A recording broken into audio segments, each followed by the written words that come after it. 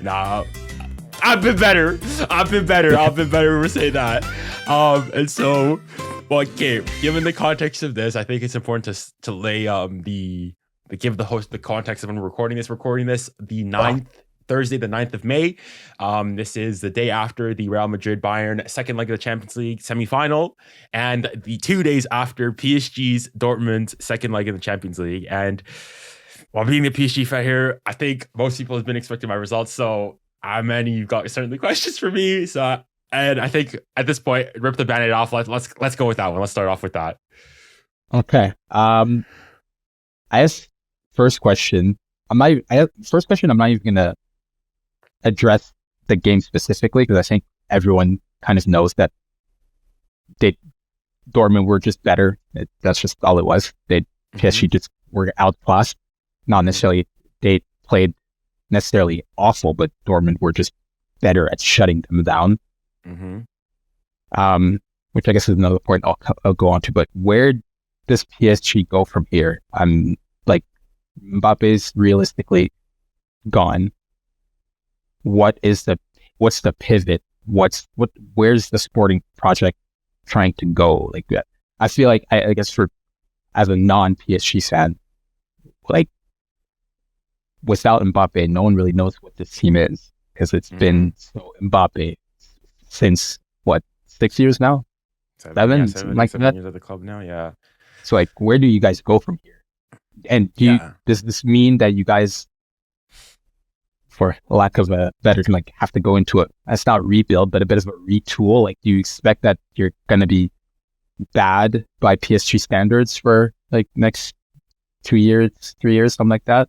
Or do you think you're back next year, you're still winning Liga, Coupe de France, challenging? No, I think it's a really good question, because it's very interesting seeing, especially the obviously being a I'd say certainly more so than the average Joe. I'd say probably more Ronaldo with PSG and what goes around. But I feel like for the average non-PSG fan, or people don't watch French football overall as a whole, and more specific PSG, it seems that's the only times that you get to watch PSG is in the Champions League, obviously. And the only thing that people know about PSG is, well, Neymar's left, Messi's left, Ramos left, Verratti's gone, and now Mbappe's going to go to Real Madrid. But actually, among PSG circles, like, not gonna lie,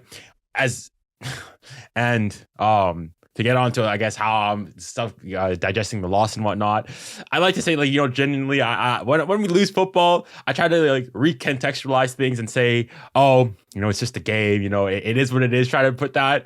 Not gonna lie, I have to be honest here, it's been tough. All right, the last couple of days, I've been going to social media. You go and you see the things afterwards. It's tough, man. Like, I'm saying, like, football at some point, enjoy like, it. Yeah, now you know. Yeah. Yeah, now you know. Good, bro. Because I always try to be like, I always try to be like, okay, there's football, and then there's like regular life, and you try not to have the mix, right? And I'm assuming you definitely know, like, how your football team is doing has 100% effect on your mood. All right. If you come after a tie where Arsenal get knocked out, PSG get knocked out, the league's done, you feel bad. Even though you're like, people ask you, it's just a game. It's like, it's not though. It's just not. And I don't know how to, because me saying this out loud now, it almost feels like, I feel like if I heard it from somebody else, it's like, this guy's insane. Like, but mate, it's just men running out of football. But I don't know how to explain it. Like, when PSG went and when we beat Barca, listen, I was on cloud nine.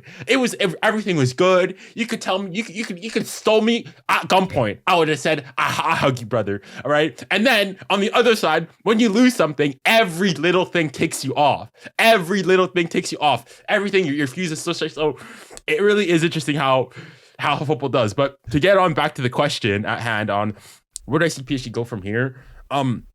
surprisingly, I'll still say, even as much as a disappointment as the tie against Dortmund was, I'd still say 100% that it's been a successful season, number one for PSG, and that broadly speaking, I would say that the future's positive. Because I'm not gonna lie, if you ask a lot of PSG fans at the beginning of the season, even this season, we were, I guess, technically in a rebuild year. This season, as I said before, we lost Neymar left, Messi left, Verratti left, Ramos left. We had a bunch of people left. We had a bunch of new people come in. In this year, for example, in the Champions League, in the quarterfinals, PSG had the youngest squad still in the competition. I think the average age, even in the tie against Dortmund, was like 20, 23, 24. So Mbappé there is an older member of the squad overall. So we've got a really, really young squad. Despite all those things, despite also especially how, unlike usual years, usually what's funny actually is that PSG, we tend to start the season actually off quite well. And it's and then later on dip down. Yeah. Whereas this year it was the opposite, where we started actually quite slow. It was only after I think the 12th day in Ligue 1 that we actually were top of the league.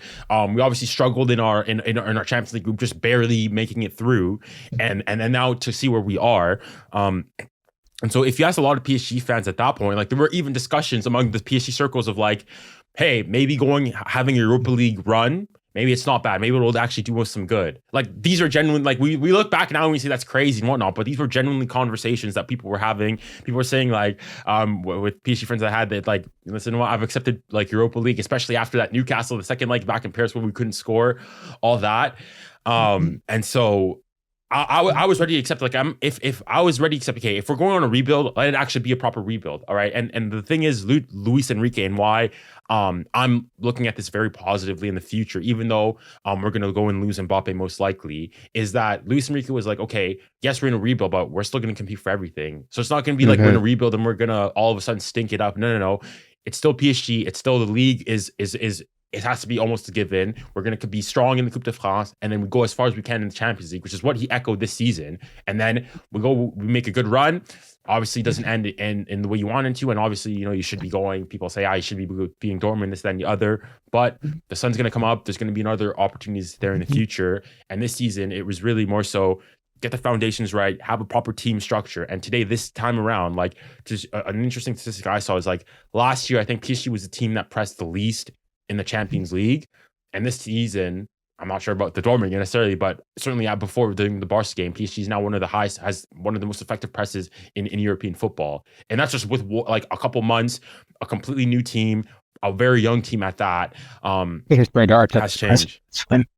Exactly. So with regards to obviously now though, the elephant in the room and Mbappé leaving, of course it's going to have an effect on it. Of course, the Mbappe's nearly 50 plus goals a season is going to be, there's going to be question marks around that as to where they're going to come from, this, that, and the other. But actually, surprisingly enough, and I guess it's easy to say, I think potentially we have the potential PSG of being better. And I don't just say this in the fact that like, we're going to be able to bring new players, this, that, and the other. But like from PSG's standpoint, PSG's most complete performances this year or this season for PSG were performances where Mbappé was not playing. So the first one I strictly remember was right after the match day 1 Dortmund versus PSG in Paris. PSG had Le Classique against Marseille in Paris, in which Mbappé had to come off in like the 30th minute due to injury. And when he came off, it was 1-0. And that game, like PSG had just a very full, complete performance, dominated from A to Z, won the game 4-0 in the end. Then another one of the performances he had one against Rennes. I think Mbappé was benched. I think this was after information had come out that he was leaving. So Rucha was like, okay, I'm going to start rotating the squad, so on and so forth. And again, put one of our most complete performances. Another performance we had Lille as well, complete dominant performance there as well. We had who else was it where he came off? Like this season's, funnily enough, like the times where Mbappe's come off, yes, you do lose that goal threat, but as Mbappé doesn't bring you good in going forwards and the positives, but he also does have his liabilities and the fact that he doesn't track back and et cetera. And not only there's that, but then I also think, and something that I think is oftentimes understated, is the psychological aspect of Mbappé on the pitch having on other players around him. That was the next one I was going to say. I was like, it was the effect that Messi and Ronaldo had on their teams. You have a guy like a Benzema that realistically for all those years, he was a 9, but Ronaldo was the goal scorer. So he became a cam basically for Ronaldo for that whole time. Messi started as a winger and just slowly just kept drifting towards the middle and being the goal target. Well, it just turns into, okay, everyone just feeds Messi. You see a lot of players like a Griezmann, he goes to Barca, he's a completely different player to the Griezmann we see at Atletico pre-Barca, the Griezmann we see at Atletico now, definitely the one we see now. The one we see now, he does whatever he wants. Exactly, the one you see with France, it's like, as soon as they get to Barca, you're playing with Messi, all of a sudden it's, I can't be the one that decides to take 5 shots a game when we have Messi. You have to give it up. You have to look for him first. And I think you make a good point that, once the players are gone, it gives the other players, one, a little more confidence to want to do it themselves. And then, like you said, it takes away the negatives of he has no defensive capabilities whatsoever. So, that takes pressure off of your wingers, something that takes pressure off of your cam having to step up and cover and stuff like that. So I think you make a good point. I feel like you're like in this position of where Arsenal is at, not in the we lost a star or something, but in the sense that I think people forget that, like last year, yes, while Arsenal bottled the league, that wasn't supposed to happen. I think people forget that they were rebuilding. They just tried to do, as you were saying, we're rebuilding, but we're going to try to be competitive, and it just happened to work. It's kind of the same thing with PSG, where it's, yes, everyone knew that the Mbappé saga was coming to an end essentially, and the rest of the squad, it was, I guess some would say, one of the lesser quality PSG sides we've seen in a little while, just in terms of world talent and stuff like that. Absolutely, yeah, 100%. Even though, as you said, the squad's actually super young, so on paper and potential-wise, when you think about it, it's not as crazy. It's kind of like where Real were 2-3 seasons ago with all those youngsters. It's like, well, they're not quite Kroos, Modric, Casemiro, but you can tell that there's something. Like watching Vitinha, he has been my revelation, bro. And then specifically to get on to the Vitinha thing. So what a very funny. So actually, Vitinha last season started the season off like people were calling him like the new Verratti. Him and Verratti, this dual partnership. That's what I remember. And then I remember that apparently he was like a flop. Exactly. And then I started this year. I feel like, okay, let me see this narrative because it didn't make sense. I'm like, no sense, but this guy is low key pulling. You can tell that he has the confidence in him to try. He's trying to take that mantle of, okay, this is going to be my team. I'm going to lead this team. I'm going to do that takeover, which is a ballsy thing to do. It takes a lot of guts, especially while Mbappe is still there to be like, nah, I'm going to make that transition. Like, we know you're leaving. As blunt as saying, we know you're leaving. This is not your team anymore. Yeah. Which, with that psychological aspect, not a lot of players, especially young players, would do that at all. No, 100%. Because and specifically one thing people were going to say, look at PSG couldn't even win the Champions League with Eminem and whatnot. It's like the thing is, PSG's like Galactico getting the side. It's not new.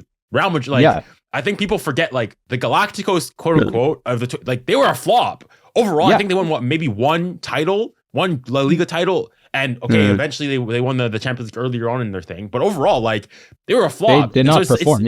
Exactly. So that's to say that basically, just putting the best players out on the pitch doesn't mean anything. It means Italy's squad. And so specific with Vitinha. So last year he started off really well, but actually last year Vitinha was literally without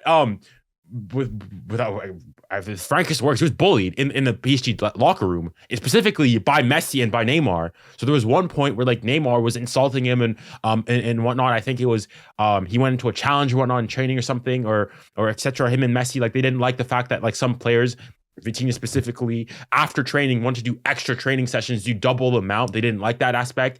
Apparently Neymar openly like said that, oh, Vitinha, you're like a League Two player, like a second division Portuguese player. Or I think Messi said that or whatnot, Neymar went to Luis Campos, PSG's like director of sport and whatnot, to say like, why did you come and get this player? Like, this is the League Two player. Like, what is this nonsense and whatnot? So like Vitinha was like outright like bullied last season. I remember specifically there was a moment against Montpellier in the earlier parts of last season where it's a counterattack. Vitinha has the ball, and Mbappe's on the left, and he doesn't play him the ball initially. And Mbappe has like a full-on like hissy fit on the pitch, as in like goes this, throws on, the counter's still on, decides to stop. I remember, yeah. Exactly. Like, so it's like that's why like you have that, and all of like football is so fun. It's a funny thing, and in even like you look at Dortmund, like football, what confidence, a bit of confidence does to a player. Magical. Look at Jadon Sancho. All right. A couple of months ago, this guy was like looking like a League Two player at best with United. And now over the two legs gives you prime Neymar-esque, performances. And so I think that's huge. And having why getting rid of those players, I think it was going to be a huge blessing. Like I'm going to be honest here. When Messi left, I saw that was inevitable. That was fine. But Neymar low key, like I almost got a tear when Neymar left and when he got rid of him. But now you look back on hindsight, and it's like, well, not only the fact that he's injured, but it's like that was a great decision to make. I miss the bromance, so I'm not gonna lie. I miss bromance. But even like the bromance there was so few. Even the bromance between him and Mbappe was like, so Mbappe even said in an interview last season that their relationship is hot and cold. It's on and off. Like genuinely, he said like sometimes we're the best of friends, sometimes we just talk to each other less. And so I guess to specifically go on and talk about Mbappe, the man himself, is that I don't know. I've got like with me and my relationship with Mbappe, it's really toxic. Because on one hand, I respect him, I like everything he does, but on the other hand, some of his antics and everything that he does. So because arguably him, so a lot of the pressure in him wanting to get rid of Neymar, Messi, all those stars, he said he wanted to get rid of them because basically he wanted to be the center of the project. He didn't want to have to share the spotlight with a Messi, a Neymar, etc., etc. So he wanted to be the main man, which he was this time around. The thing is, though, it was a selfish ambition on him, but also I do think it was also good, beneficial for the team overall, at least now. But then it also means that Mbappe had more power, and ever since, I'm not sure how many people like in non-PSG circles saw this, but basically ever since Mbappe's quote unquote the news has come out that he's not signing, he's not gonna continue his contract extension with PSG. Like things have completely changed at PSG. Like Lucho now is basically gone, and he would bench him, and so that's where all the like benching Lucho stuff and whatnot came out. All the stuff around him, and ever since then, Lucho's basically said, "Okay, now that you're leaving, well, you're just gonna be like we're gonna treat this." He started treating Mbappe like any other player, and it's like if you're bad, you come off, and like it caused problems, especially a lot of to borrow a term in French, what do they say? They say les Mbappé sexuels, like the Mbappé Glazers. The Mbappé Glazers were like, how dare Lucho do this, that, the other, blah, blah, blah, blah, blah. Yeah. And it's like, yes, I like Mbappe, but if Mbappe's not playing well, I'll take him off. And obviously, he wouldn't have the balls, the guts to go and do so that in a Champions League, the semifinals, for example, and some PSG fans who were more so on the Lucho side or Mbappe get the heck out of my club were like, well, they probably should have come off in those legs. But it shows that Mbappe was now finally just back to a normal club. And I think him leaving the club now, it's undoubtable. I can't deny it. Mbappe has way too much power and way too much sway at the club. And him leaving, I think it's going to do PSG a whole load of good and finally bring some stability and have PSG finally run like a proper football club. But I think that overall, obviously answering the question of where are our goals going to come from, because there's no way of denying it. Mbappe is a goal scoring machine. That's the big question. But overall, I think there is a lot of positives to come through with barcola now coming into his own, and Belly doing good on the right side. So long as we can figure out that goal scoring, I think we'll be okay. But even if that means for example, to go off, and this is going to be one of the few times when I praise Arsenal, but Arsenal, one of the big things is, who's going to be scoring the goals for Arsenal, this, that, and the other? Is it going to be this, that, and the other? Well, but they just spread it around. Yeah, they spread it around. And I think that would be the best for you guys. That's why I say I see that parallel is the clearest in my mind. Even you think of a Bayer Leverkusen. Yes, we're picking the teams that are doing well and whatnot, but I mean they're doing well for a reason. It's not just leaving one guy to do everything for them. Think of the City. What made City so powerful? Yes, Haaland's amazing. Haaland last season could score you 60 goals, whatever. But one, City was City before he come in. And even last season, when he's not performing, KDB can give you assists. He can score if he wants to. Foden, he can just decide, oh, I'll stop dribbling. I'll just start shooting at you. Grealish can just go back to Aston Villa's form all of a sudden and just turn into a torpedo. Like, it's the good teams have a supporting cast that knows when it's my turn to be the leading role, and the leader knows, okay, it's my turn to drop off. I think Mbappé, unfortunately, he was in a situation where the Parisiens are sorry.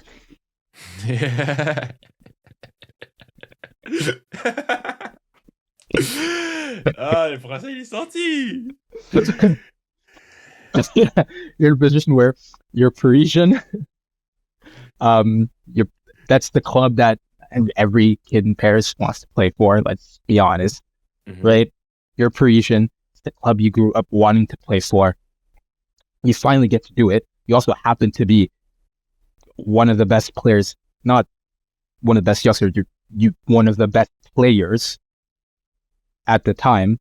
It's like all of that, and it happening so young. It's like all these things where it's like a teenager that gets successful too early in their career. Right? You get that money right away. It goes to your head a little bit, and I think that's part of the issue. Is it went to his head early, and like you said, with kind of the selfish ambitions, it became a bit too much of what can Mbappé do? What can Mbappé do? Yeah, because it's Mbappé is the brand in itself, in the same way that like CR7, for as amazing of a player as he is, it hurts your team to bring him in because your whole project has to be centered around him. It's like in other sports, every sport has it. LeBron is the knock that a lot of people give to LeBron. It's like, yeah, you're an amazing player. You're a pass first guy and you move the ball around, all of that. But at the end of the day, once you go on to a team, you kind of screw everyone over because everything has to be done your way. Funnels through. It's got exactly. And so I think Mbappé just kind of got into a situation where, okay, I have confidence in myself. Well, I'm young and I'm already doing all of these things. Okay, you guys are telling me and like validating the fact that I'm good. I'm seeing my peers around me say that I'm also good, and they're the leaders and the big guys at the big clubs, they act like this or whatnot. It's like all of these things, plus the pride in being the poster boy. It kind of, again, just by being the poster boy, it actually kind of kept reinforcing that it's Mbappé, the brand first, and then Mbappé, the player, with the team. And I think that was the main issue. Is, like you said, eventually got to a point of he just had too much control. It was his team. It wasn't even he was the leader of his team. No, it was his team. And no player should ever have that much control, because now it just hurts the others. So I think it'll be perfect for you guys. Not perfect. Let me not say perfect. It will hurt that he leaves, but it will allow you guys to go back to being run how you used to be run, go back to the core values. And as you said, we can already see that. And I think, like you said, it shows in their play. Like, there's a clear difference in the way PSG plays when Mbappé isn't there. I completely agree. So it'll be good for you guys. That's a kind of, that segues into my next question, into how does Mbappé fit at Real? Is so the way I look at it as and I'm like, yes, I'm happy, I'm excited, it's great. I mean, you're the Kiki, like, you're not gonna be mad at it. But one, that attitude needs to be put in check, and it will be put in check. He's going to Real Madrid. That attitude will be put in check. But I also fear it's the dream club, it's what he's always wanted to do. Scares me, because kind of what's happening to PSG. And if he does come in and shocks everyone and performs amazingly and just adds, like, makes their goal difference go up by like 15 from one season to the next, it's kind of hard for him to not say, see, I am the guy. And then if he can add a UCL as well, finally being at a club that realistically has the chances, the pedigree. Every single year they're going contention. for it. You're going Final Four. Don't even bother betting anything else. If he can get it, it's hard for him not to be like, well, I am that guy. But like Real realistically don't need him. And if he comes in, I genuinely don't think I think he will make the team worse because, as I said, the effect it ends up having on the other. Because you can't put him on the left. That's Vinny's spot, and like that's Vinny's cemented spot. When they do their 4-4-2 thing, I was gonna say, well, that's Bellingham's role. And you're not gonna drop Mbappé to left mid because he can't defend to save his life. So you'd have to play him up top with it's Rodrigo and Vinny that play there. Like there's nowhere for him to slot in other than take away a starter spot. But it's not there's no big improvement to him coming in, but there are a lot of drawbacks to him coming in. No, I 100% agree. I don't see why this is like, I get why they were chasing him at first, but at a certain point, like, especially after the whole saga of coming, not coming. Yeah, exactly. Yeah. Why would you have even bothered entertaining it at this point? Like, this does not help. It's just classic, unfortunately, Perez Galacticos wanting it all that's getting to his head. And I think it happens every single time he tries it. It's not going to work.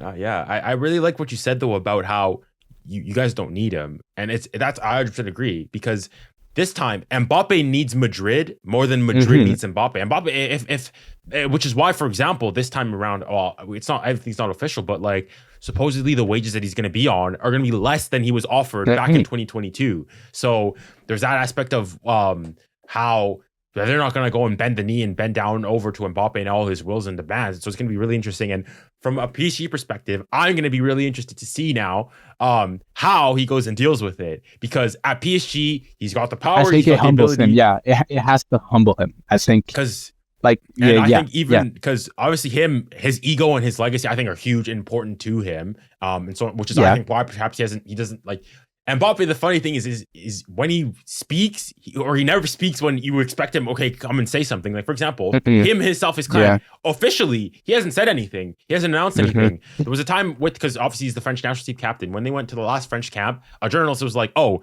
it's come out in the news that the club president has said that you're not going to sign the contract. Can you confirm for us today that you're not going to sign?" Even then, he's like, "No." He wants to like be so detail oriented, and fair enough. Like, he's Mbappé. PR trained. PR trained. Yeah, you can tell Ronaldo was his hero. He's become. Yeah. He looks at Mbappé as the star, not always thinking Mbappé just a footballer. Exactly. Yeah, it's like he's gotten to a point where he's not just a footballer. He's an icon, which is exactly. I mean, it's rightfully so. Like, you can't ignore that. He got to a point where he's now more than just a player. He is a global icon. You have to account into that. So his brand does matter. It makes sense.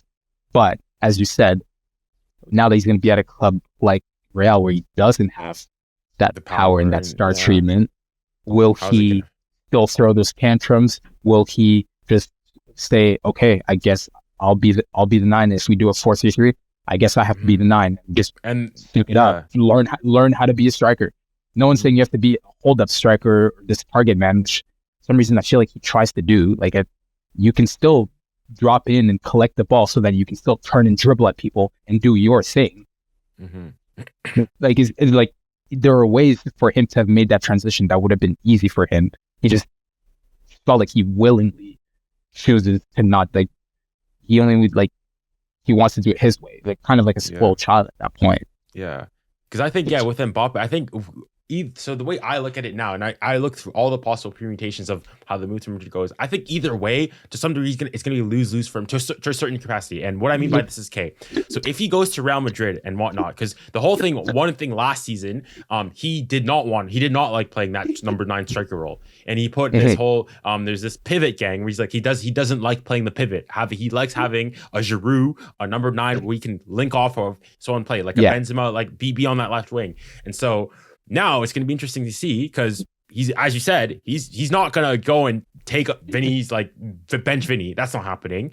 And unless he's gonna go and play on the right, which he hasn't done since his early time at PSG, he's most likely gonna be where? Most likely on the left, on left or left forward, or as a number 9, as a striker, or as a center forward, or whatever you want to call it. And so I'm going to see, what does he say then? Because at PSG, he made a tantrum. This is not my favorite position. I don't really like playing here, this, then the other, yada, yada, yada. If he goes, for example, and makes no hissy fits, plays there, and does like a normal footballer would do, it's going to tarnish his legacy at PSG. Because it's going to be like, well, whoa. When you were there, you made a problem of it. I want that same energy. That's a good point. It's going to tarnish his point.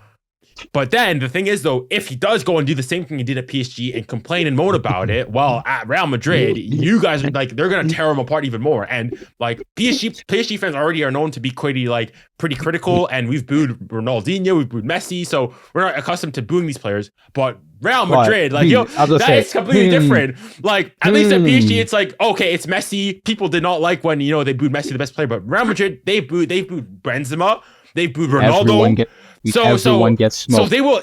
That's why I'm going to be curious to see how, because no one is bigger than the club. Exactly that, and that's one thing that, even though for as much as I really do not like Real Madrid, I have one thing they do what they do well is the institution. For them, it's the institution of Real Madrid at top. You do not question it. You have a problem with that, you leave. Tu te casses. All right, you have a problem with that, pack your bags and get out. Make sure the door doesn't hit you as you leave, because he's not going to be able to do so. And I'm going to see, when he goes and has a bad performance, he's going to have something bad. What is he going to go say in the media? Because if he goes in, for example, and acts and takes it well like a normal player and takes it on the chin, it's going to go back to PSG and be like, why did you not do that? And it's going to make PSG look even worse. And his stock and standing for PSG is going to go down as well. So I don't know. I think not only that, but also him coming now to Real Madrid, as you said, and as I alluded to earlier, is that now he's coming in. It's more so Madrid are dependent on him and not the other way around. If, for example, if he'd left in 2022 when that initial thing was happening, he would have come in as like almost a prodigal son.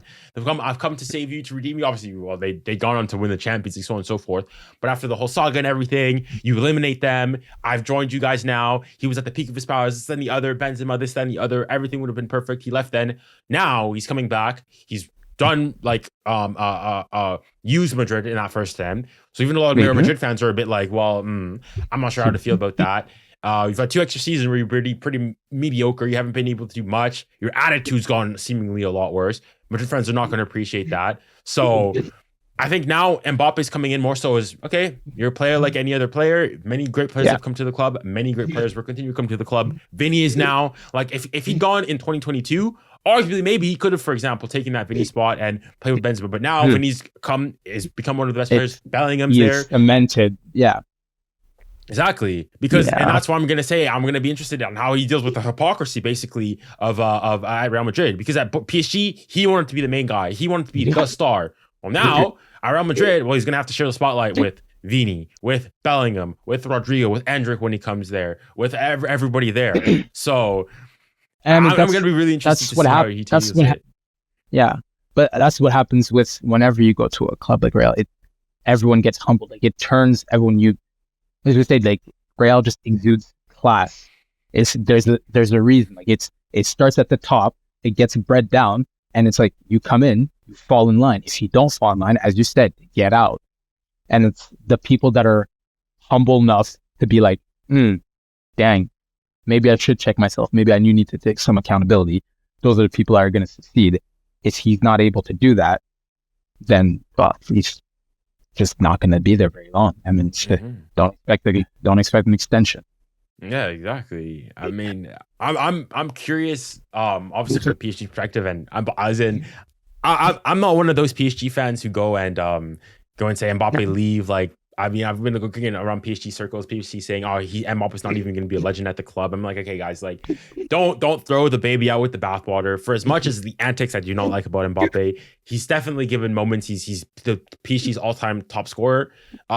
People say, he doesn't love the club. I will say he's not. Mbappe's never been a very, quote unquote, how do we say, like, Mbappe is sort of like Ronaldo, and more so he feels like almost like a mercenary. He's there for the job and not too much more. Yeah, you can tell it's not that he doesn't have a passion for football in the same way that, like, Ronaldo had a passion for football, And I guess we make the argument that he probably would have wanted to stay at Real the rest of his career, I could assume.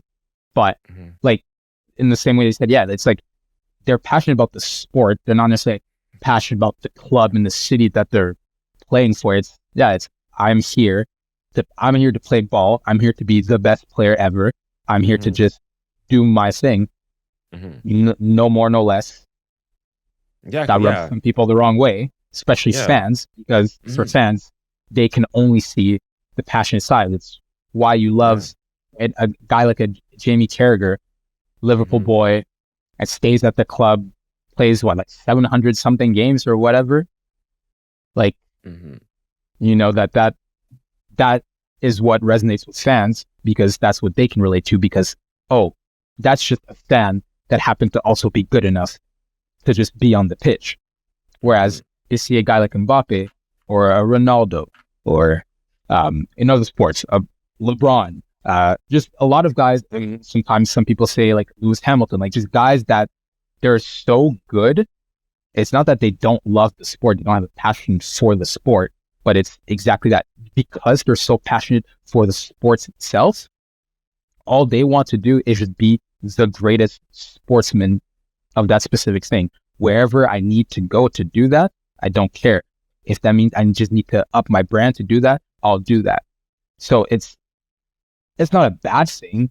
I think the issue is just kind of like Ronaldo did. I think that's the good thing that he did, and why no one has ever really faulted him for it is he fully leaned into that role. He fully leaned in that, yeah, I am the superstar, I am the flashy pretty boy, whatever. Whereas Mbappe, there's too much hypocrisy, too much back and forth, and I think that's what's really rubbing people the wrong way. It's just, as you said, it's just the antics, just the childlike attitude, all of that. So, do I think, yeah, I mean, he's definitely, as I said, can't not say that he's going to be a club legend, but also to your point, depending on how his Real Madrid goes, if it goes well, because he does assimilate, I think it's going to be hard for people to swallow that, especially French people. You guys are definition of petty. So I don't see how fans would ever claim him as a GOAT at that point. Yeah, I because on your point of like how I guess Ronaldo goes and is he feels like almost like a mercenary. I'm here for the job, and it's more so like Ronaldo's here for, I want to have my career. I want to be the best. Exactly. And Real Madrid is sort of a conduit to that. If they sort of help me, hey, so long as our goals align, we'll be good. Other than that, yes, I'm not gonna, like Ronaldo was never even at his time at Real Madrid, he was never, for example, I'm not a Real Madrid supporter or anything, but I would feel like players like Raúl, Casillas, Ramos are more Madrid legends than Ronaldo. Ronaldo was a very great player, arguably perhaps the best player individually to go play at the club, but he's not like, when I think of who exudes the essence of what it means to be Real Madrid. I know exactly what you're trying to say. I'm letting you know right now, the words you just used to try to describe that, you're about to get cooked. The wrong terminology, you're going to get cooked. But I get what you're saying, and I completely agree. There are certain places they exude Mr. Real Madrid. It's like the reason people love it, Toni Kroos so much. It's they exude class. You love Ancelotti so much. It's a gentleman, just cold, just stoic. There's something about that Real Madrid where to be Mr. Real Madrid, you have to kind of have a bit of that of being a leader. You have those gentleman-like qualities, cold, stoic. And while Ronaldo had some of those, I saw like in the way that you're saying, I feel like he had those features more because it was, I need to reach my goal, not Real Madrid needs to reach our goal. Mm-hmm. And I feel that's also based on like him not being, like, he wasn't formed there. Like that's the issue. He didn't go there as the youngster that has the potential that we're going to work like as at United, for example. At United, I feel like it was a lot more, and you hear it in the way that he talked about United before everything was everything happened. The way that he would talk about United, it was that for me was a much different kind of the weirdest thing is that one felt like a love, for lack of a better word. Not that he didn't love Real, but that's where he went as a kid. You had Sir Alex, which all of them say was the English is hard. Was the dad of the club, and you can tell. Whereas he went to Real Madrid, he was already an adult. He was already CR7, like it. You know what I'm saying? Like, not, I shouldn't say he was already CR7, but like he will, I guess technically CR9. But he was Ronaldo. You knew it was kind of like exactly where Mbappé is, where a little younger, but where a few years ago you'd be like, yeah, you're not a youngster anymore. We know who you are. And I feel like that's the difference versus those guys that work through the club and end up getting there when they're really young, so that they end up playing 10 years and something like that. You feel that difference, and that's what makes them Mr. Real Madrid, as you would like to put it. So I don't want to say that he's not a club legend, so that one comes for me. But I see what you mean. When you think of Real Madrid, I think our generation, because we're the generation of the Messi versus Ronaldo debate. Because we're the generation that saw the career. Like the CR7 fans that became Real Madrid fans. Yeah, you're true. Those people are going to see him as, like, if the first person they think of when you think Real Madrid, they're going to think him.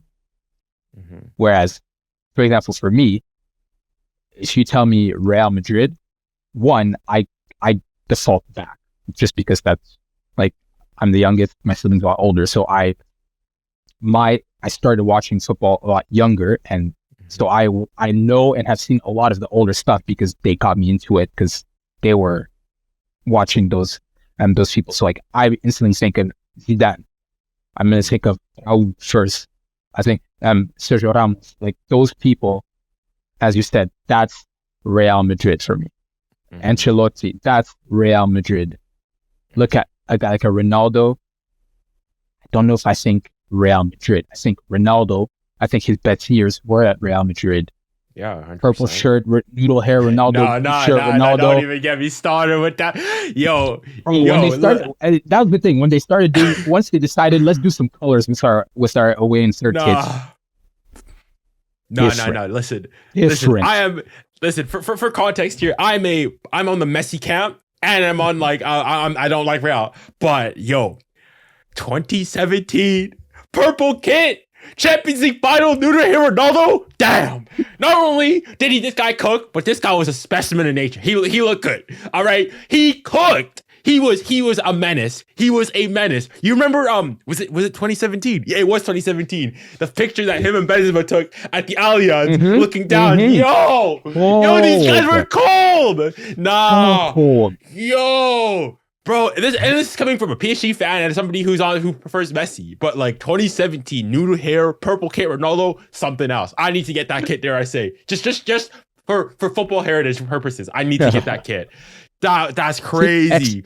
See, and I'd argue, right, that while yes, Ronaldo was brand, you definitely saw that humbling, like the Ronaldo of now, or when Ronaldo is playing with Portugal, there's a very clear, he's understood the role that he has. I think he understands his role as the role model to his fans and kids specifically, but he understands what he means to people of Portugal. And I think as he got older, he started to understand what he meant to Real Madrid. I think it's just unfortunate that his legs kind of got cut out from underneath him. I think if he got given the chance to finish out his career there, I think you do eventually say, yeah, that's the Mr. Real Madrid, because he kind of has an 𝙀𝙊𝘾𝙄𝘼 kind of redemption where he now becomes the wise uncle before, rather than being which is the transition that we're seeing now. Like, it's very obvious that that's like it's just passion play now for him. But he still goes 100,000%, and he would do that playing in the Israeli professional league right now. I always want to say one thing, just because this has been bothering me online so much. This idea that Dortmund is a small club, I think it only comes as usual, and I shouldn't say it only comes, because obviously I'm not listening to other countries' stuff. I don't speak their languages, right? So I follow what's happening in England and English broadcasts, what's happening in Spain and Spanish broadcasts. Well, I try my best, at least. My Spanish is good. It's not that good. And then obviously in France, because we speak the language. So I can't speak for what they say in Germany, Austria, like in and around there. But in the English speaking world, there's this idea that they're just only this small club. They only get seen as this small club. They're just always Peter club, yeah. Yeah.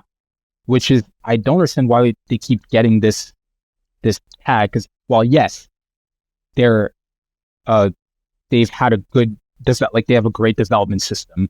That's kind of the role that they've taken on in the footballing world. We keep forgetting that these people still regularly challenge for the league, regularly have won the league. Last year, should have won the league. Exactly, yeah. Like, yes, they didn't have an amazing league year this year, but that doesn't make the club in general and a bad club or a smaller club. Like, they're not here by luck. Yes, PSG missed chances. Yes, PSG should have done better. XG 5, 6, 7, something like that. 5.92, I think, is calculated correctly. Yeah. Like, yeah, that's awful. You hit the post however many times. Like, yes, you missed your chances. But I think I shouldn't say fans always forget this. It's casual. So anyone that's played for more than just Sunday League understands this, that it's not just about the goals. But unfortunately, the only people that think that are people that don't actually play the sport, and it's frustrating because they're the people that talk the most. Just because there's two sides to the sport. Well, multiple sides, in fact. Yeah. Someone not scoring, not assisting, does not mean that they didn't do well. It's like this thing I hate the most about people calling out Haaland. It's like, it's not that yes, he scores a lot of tap-ins, but he is not a tap-in merchant. He's just always in the right spot every single time.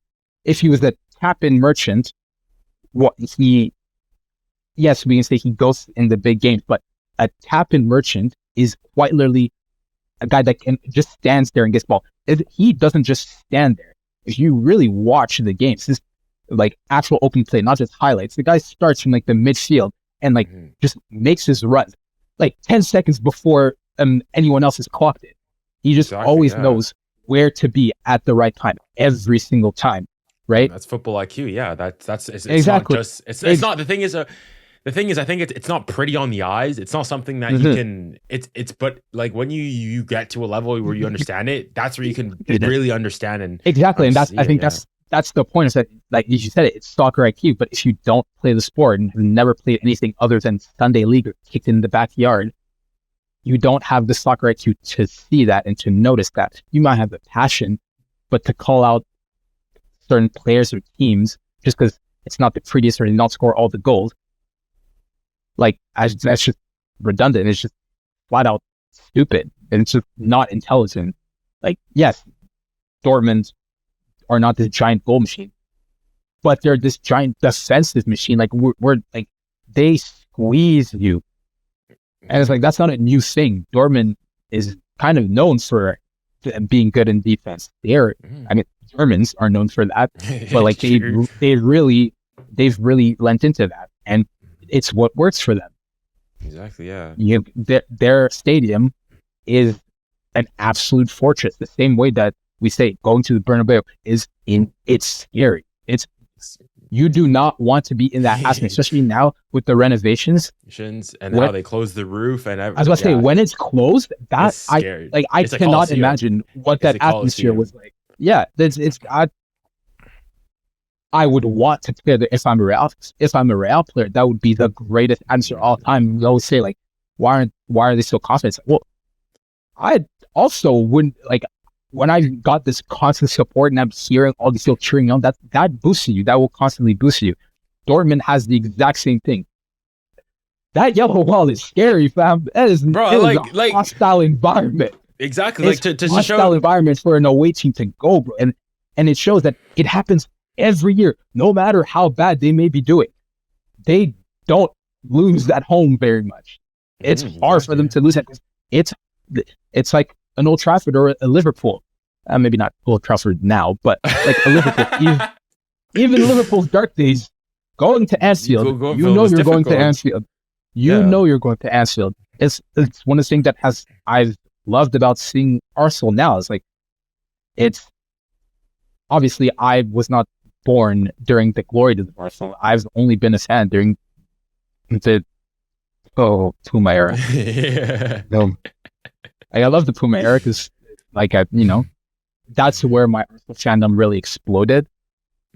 But like, it was sad. Like, our stadium is not, the atmosphere was not it at all. Whereas like now it's loud before the match, it's loud 0 to 90 after the match, it's still loud. Like, and that, all of those things, it makes an impact on players. And you can tell the players have this like extra confidence, strength about them. And I think Dortmund is just one of those clubs where all of those factors add to them being a tough team. And yes, they are a big club because we say, like, we're talking about PSG being a big club or whatnot, but we're acting like Dortmund doesn't every single year challenge, or not challenge, go to UCL and are reaching like at least around quarterfinals-ish and stuff like that on a pretty consistent basis. You can't tell me that a mid club does that. No, you're doing that. You have become a big club. There's no small club that does that. It's not possible.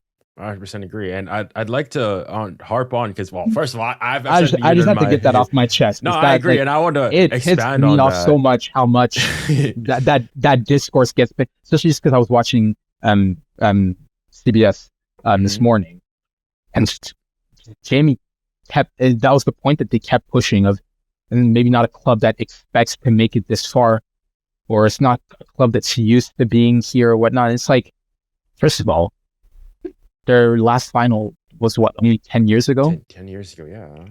I told him, what are you talking about? Like, we've let Real Madrid spoil us.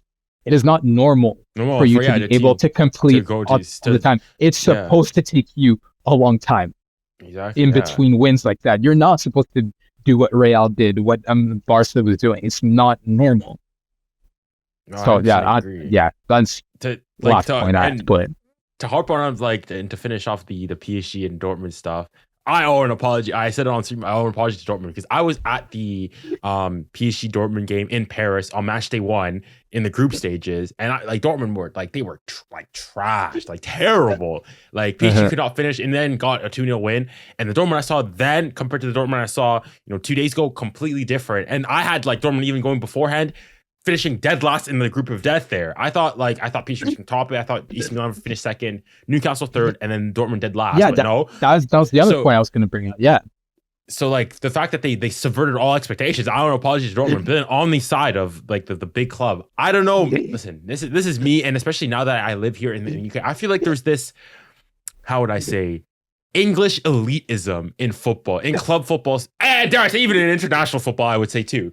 This idea that international football, definitely international football, but this as idea I'm wearing their kits, because people say the same thing about PSG and whatnot. I think and as you said, Jamie Carragher, it's Dortmund have won a Champions League before, right? Yeah. Like Yeah. football did not start in like 1992, Premier League era, and not even then, because even when that started, then the Premier League was not the big league that it is today. That's very much so like a Barclays era. We'll say like mid 2000s onwards and to where we are today. It's a fairly quote unquote recent phenomena to the point where like, because what I don't understand is like and why for me as a PSG fan sometimes I get annoyed is that like when PSG and whatnot, if PSG go and or Bayern for example in the Bundesliga, if they go and they fail to win the league, oh my goodness, how are you guys like losing to a bunch of farmers, this, that, and the other? How are you doing that? But then when they go and they win it, oh, now we expected that, no problem there.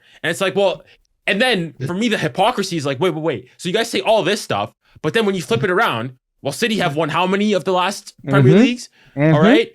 And when they go and do so, like but nobody like last season, nobody's going and saying, "Oh yeah, but it's typical." Oh, Arsenal, yeah, but it's a bunch of farmers. Like it's no like Dortmund, they're good side. Football is football. At the end of the day, football is football. These are all like professionals. Like these are all professionals. I think it was basketball. I think it was I can't remember the person. I think he was like some like squad player. I think for the Cavs at the time, and he basically kept on saying that like people all like constantly kept on making, I can't remember his name off the top of my head, kept making fun of his basketball playing ability. And he kept on saying basically that the difference between him and LeBron is way smaller than Scalabrine. Yeah, exactly, Scalabrine. The difference between some average Joe and you. And he played them and it was completely lights out. Like we forget, like people mock, the Farmers League, the French League. These are professional footballers. They would run circles around like 99% of the people watching, so on and so forth. So at some point, it's like respect the game. This is not, again, I'm not saying that the Premier League is bad or anything. The Premier League is, without a shadow of a doubt, the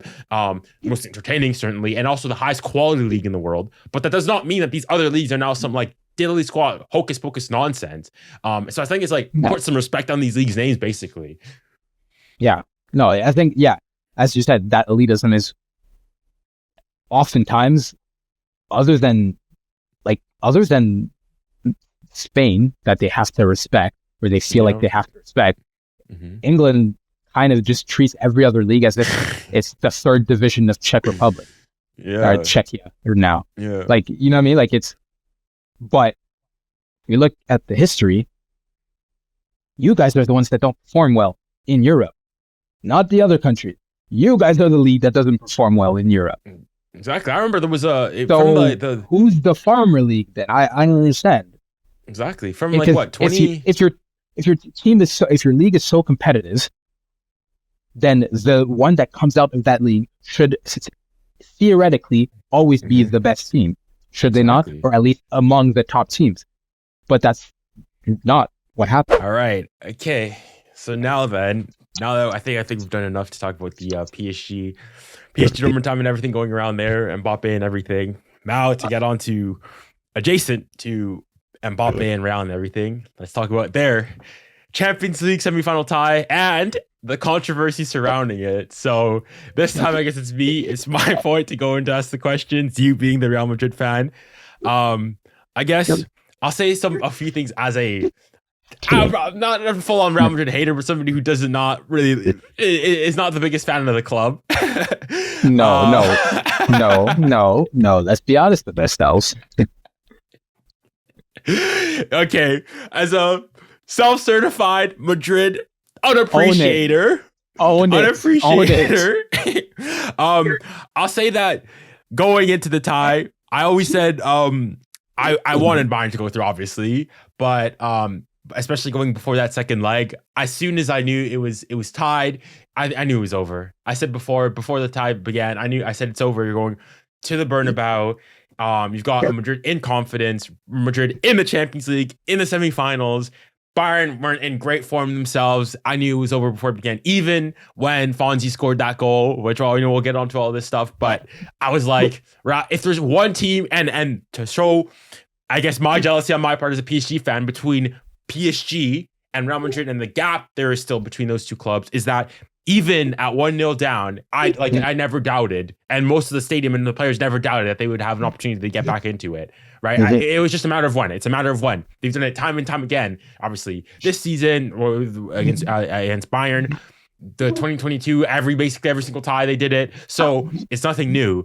And And yeah, so for me, there was like almost an assurance there that they were going to go and do so. So I want to see, as a Madrid fan, how did you live the night? How did you feel? And then we'll get on to the controversies of the penalty, or I mean the non-accepted, the goal line, the goal offside, everything, all that controversy. Yeah, I think you hit the nail on the head of, while yes, you don't like being down, I don't think there's anyone that's scared of being down when you follow Madrid. And that's just what they've created of them. It's never over until it's over. And it's now the fans like believe the same thing. It's just, there's such a confidence that the fans have in the team, that the players have in themselves, that the manager has in his tactics and in his players and in his staff. Like, everyone is confident in what they're going to do. They know what they want to do. They know what they need to do to execute it. It's literally always just a matter of, you just need to execute it. So it was exactly as you said. It's, no one was scared. You don't like it. It makes you, like, it's obviously not the position you want to be in. Mm-hmm. But if that goal happened at the 85th minute, then you see the panic. The fact that it happens at the 60 something, it's too much time. Oh, that's way too much time. As soon as I saw this quote, forgive me because I can't remember which player had said it. It was something along the lines of, "You've given us 90 minutes too long."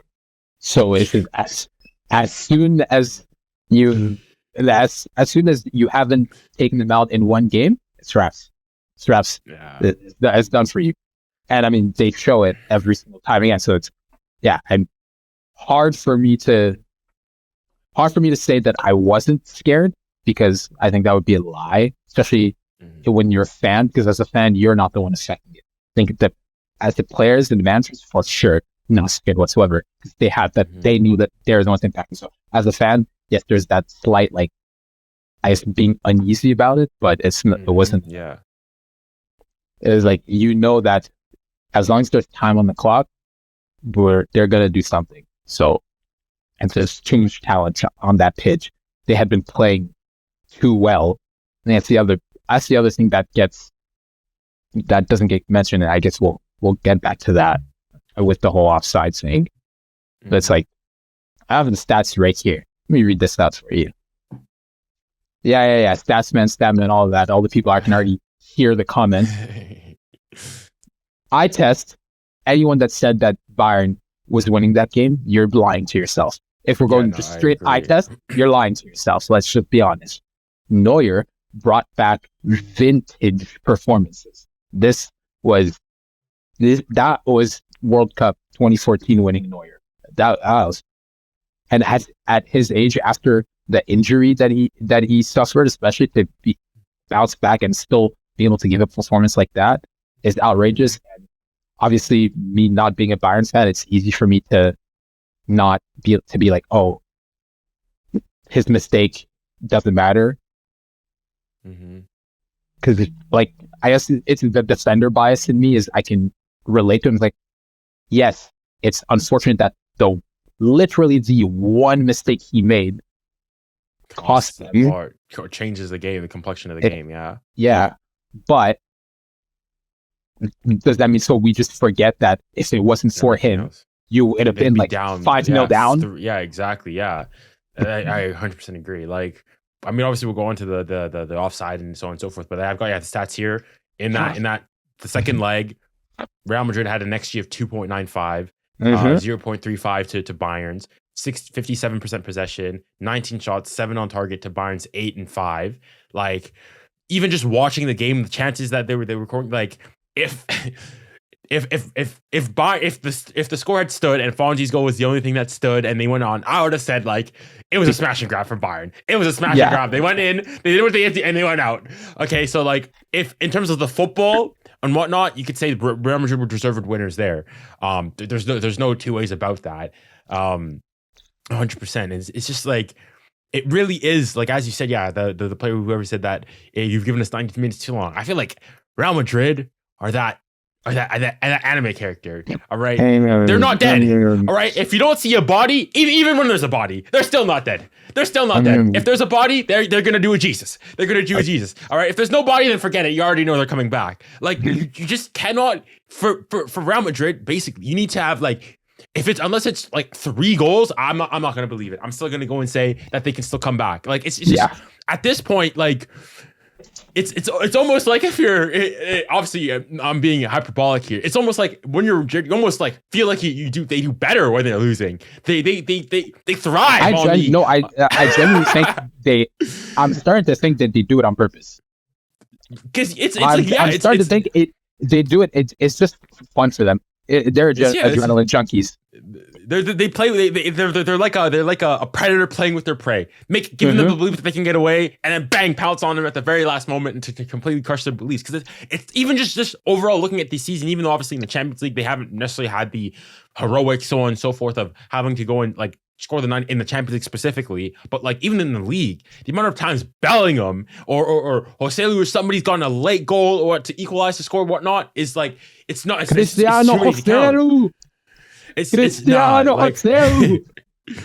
like this club really, it's like it's annoying. It's just annoying how they're able to do this time and time again. It just shows like and the players that bring in Joselu, like the same Joselu who was at Stoke a couple of years ago. It shows you that going to Real Madrid, it's just something. I don't know whether it's the water that they drink at the Ciudad or the Bernabeu, the air or something. It just changes the complexion of things. And like certainly as a neutral, it's something you have to respect. Even me, for somebody who doesn't like Real Madrid, I have to respect it. It's football heritage. In the words of Mourinho, it's football heritage. Genuinely, that's all I can say. Yeah, no, it is, and it's the same way that like as much as I wanted to. This was like a perfect game for me. I want to see Real do well, and then I don't want to see Bayern do well because they're just the bane of Arsenal's existence. But there's a reason that they're the bane of Arsenal's existence. They're just certain clubs that that's where you see the pedigree. It's in those type of games. It's the same thing say about City is their pedigree is that when they showed it to us last year, the season is never over. They will always find a way to win. They will always find a way to get the win. They will always find a way to rack up those wins. And by the end of the season, it's literally just a microcosm of the game. It's exactly. But they will, in that 90th minute, they're going to forget the big clubs, the ones that have a different pedigree. Winners find a way to win. Winners will always find a way to win. And I say it's as annoying as it is because I can see the exit point in the Premier League. I feel it with City, so I see the annoyance from rival fans. But it's also kind of the thing of there's nothing you can do other than you just have to be better. We can go into the whole Madrid and Perez and what he does and whatnot. And while I'm not going to sit here and say that Real Madrid don't get superstar calls, they certainly do. I don't even think you'd be stupid to deny that. But I also think you'd be stupid to forget that superstar calls are a thing in sports. It's a thing in every sport. Superstar calls. Superstars and big clubs will get favored. It is a thing. They get disfavored out. Because at the end of the day, refs are humans too. I think we forget that. Yes, we have all this technology, but they're not robots. They are humans.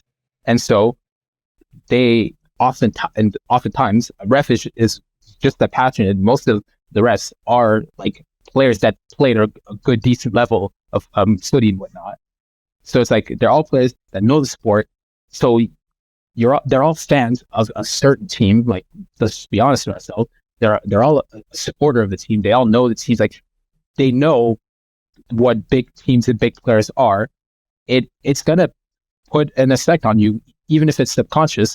It's gonna give you wanting to give them the benefit of the doubt all the time. It's the thing that, like, a player like Pepe, how many times has he gotten cards for tackles that were actually fine, or where he didn't touch someone flopped, but it's because you're Pepe, you're so violent that now you have the reputation, you're the boy who cried wolf. It's the same thing. Exactly. When you're a superstar at a certain point, that's going to play on the rest psyche. And just like he would be more willing to not to give Pepe the benefit of the doubt, they're going to do the exact same way in the opposite.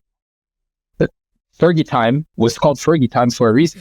It's like when you're a big enough club, some things are just going to go your way. Like in basketball, LeBron. I'm sorry, I keep mentioning LeBron. It's just I'm trying to use like big names in other sports so that as many people will understand the reference. Oh, no, like fine. But like a LeBron, they will get slightly favorable call. Not, I shouldn't say favorable because I guess he has a weird effect because he's so big that some calls don't get to him. But you'd be lying to say he doesn't. I won't say flop, but he tries to sell the calls a lot because he's so big. So oftentimes he's just not going to call it on him. They can't tell he's getting hit, but he now has to sell a call, and a ref is more likely going to give a call to LeBron than if it's Thanasis that's doing it. Thanasis and so like, you know what I'm saying? Like it's the same thing. So yeah, I'm not gonna say that because this whole VAR grid, all of that. I think it's slightly overplayed. You know what? I'll say this right now. If tomorrow comes out that they pay off all the rest, all of that, I'll take back everything I said. I'm not afraid to admit that. It's fine. But as far as just allegation, I don't think it's not fair, but it's like we're looking at one side of the coin when it happens in every sport. And within our sport, it happens in every country. Every big team of a certain country gets those calls. Every big player, like you know, saying like we're just doing. It's more of a just because it's won it so many times. There's a thing to hate on, but we do this same thing for every other big team of hating. It's not necessarily that they're trying to pay or bribing something, but yeah, there's a probable chance that subconsciously a call is going to be more favorable to them, especially like we all know what the home crowd does for a ref. We all know that it's an effect. Every ref has admitted it. So now imagine a home crowd at the Bernabeu with 80,000 fans screaming. It's like if that's you a go stressful environment. Yeah, like it's hard to do your job over there. The players they don't do their job, and I'm not going to say that their job is that the rest of the job or the player's job isn't easy, but the rest job is harder. A rest job is harder, especially in sport like football, where the head refs, you have to, with how fast and how big and strong these players are and keep getting, it's becoming more and more impossible for the head refs to like make all those calls. Like that's why I feel like you've seen so much more of an allowance for just rely on the technologies, because at a certain point, there's only so many. Look at these refs now, bro. The refs are now all built like jacked athletes. Martinez is somebody like you do not want to mess with. What the fudge? Like they have to. But if you will not be able to keep up with the game. You have to be in better shape than the players now, because otherwise you can't ref the game anymore. So exactly, I don't know. I think all of those things are things that we're kind of we choose to ignore. Obviously, when you're the rival, but when it's your team, you're willing to accept it. But it's like in the end, I always say, as much as you're still going to hear me cry and complain when it's against my team, realistically, in the end, these things semi-balance out, right? So we might as well just get to the refereeing decisions. Yeah, so I guess with all the refereeing, so to set the scene, basically at this point, the game goes, it's 0-0 in the 67th or whatnot minute. Alphonso Davies gets played by Harry Kane through one-on-one with Tony Rudiger. Cuts in, gives a little shimmy, sends Tony Rudiger, back to Stuttgart. Goes, laces one, smacks it. Nice petit filet against him, scores his first Champions League goal, says Canadians everywhere are light. Manny doesn't know what to do, doesn't know whether to celebrate or to be disappointed. Great finish. And then they go on. Real Madrid then go on, bring on the cavalry, takes off Rodrigo. 𝙀𝙁 comes on. A Vinicius shot isn't captured well by Manuel Neuer, and that blunder leads to 𝙀𝙁 being able to score to tie it up at 1-1. And then a couple minutes later, a corner comes in. There's wrestling in the box. Ball comes out to Nacho. Nacho plays Rudiger, who crosses it, finishes for 𝙀𝙁. Initially, the linesman puts the flag up for offside. The head ref Marciniak lets it play, which this will be important on. Which this is important for the next call. Marciniak blows it, says it's offside. They then go check VAR. It shows that 𝙀𝙁 was clearly onside. There's no issues there. The goal is given, and that's going on. And now we're in the last dying 2 minutes or whatnot of the game. There's a long ball from 𝙎𝙊𝘾𝙄𝐼𝑋 to I think it's Pavlovic and 𝑑e Ligt, who are up front with Muller, who was also there. And initially it looks or it's tight. They're really on the last cup with the last defender, offside, onside. It's very hard to tell. The ball comes in. Pavlovic, I think, wins the header, knocks it back. The ball bounces. Muller heads it on to 𝙒e Ligt, and he crosses it. However, in that time, the linesman puts his flag up for offside, signaling offside that he thinks there's an offside. And in the time between Pavlovic's header and the header from Muller to 𝙒e Ligt, Marciniak, the head ref, blows the whistle to call for the offside, and right after that, a second or so later, 𝙒e Ligt goes, rifles it, scores into the net. And now the controversy is that when you look back at it, it's very, very tight. The offside for the initial offside on whether it was Pavlovic or 𝙒e Ligt, it's very tight, and the argument or the issue, the contention here is that it seems like a robbery in that on the other side, when semi-similar, I will say, because I don't think the two cases are 100% similar. For Real Madrid's second goal, they let play go and they followed protocol correctly, whereas in this case, seemingly they blew the whistle early, or they put their flag up too early and they scored. And that's the controversy. So I'd like to know, how's your take on it? Do you feel I've done a decent summary of it, or if there's points you'd like to add, go on. That was a great summary. I think you hit all the points. I think you set the scene. Peter Drew, yes, I would say. But I guess we'll just go goal by goal. Obviously, nothing wrong with this Fonzie goal. It was great. It was good. Great ball. Shimmied Rudiger with that cut in his side. Reverse Iron Robin and just whipped it. Is good finish. And oh my gosh, Bayern, it's almost like he's been an attacker his entire life and has never played defense other than when he came to you guys. You guys just suddenly threw him in defense. Oh my gosh. Who could have known? Not like every single Canadian ever who's watched football and watched him play for Vancouver has told you so, but hey, who's looking at this point? Who's looking at this point? And I think the worst part is that they then, it's like, fine, you want to say no one watches the MLS, whatever. How else would they have scouted him if they don't pay attention? Whatever. Fine. And they literally have ties with their owners and their sponsorship of games. Anyways, okay, fine. National team. Once he's established as a repeat FIFA 11 Pro, one of the best defenders in the world, I think we forget that, like, gosh, he's so young and he's done so well. Anyways, like, so they are paying attention. You watch him at national team. He is not a defender. He has never once been a defender for us. He only plays. So I don't understand. Like, I understand at the start why you don't want to put him, but I understand why it has taken so long. I get he was good in that position, and once he learned how to defend, it now just turned him into this crazy weapon from fullback. So that makes sense. But I also just don't understand why this doesn't happen more often of rotating him into a winger spot. Like, Gnabry's very good. Don't get me wrong. Gnabry's very good. If Gnabry doesn't get hurt, what's Bayern complaining about? They don't score this game because Gnabry doesn't get hurt. Because no one else was doing anything other than Davies. Yeah, I mean, he came on and then they mentioned it a lot at least on my TNT broadcast. How obviously And we'll definitely have to touch on this, perhaps maybe not this podcast, but another podcast. But how obviously the rumors of Alphonso Davies going to Real Madrid, and how it's basically an audition for him. An interview. Like he I think was the I think on SofaScore, I'm just looking at here, 𝙈𝙼 had a 7.4, but he was number 2, 7.2.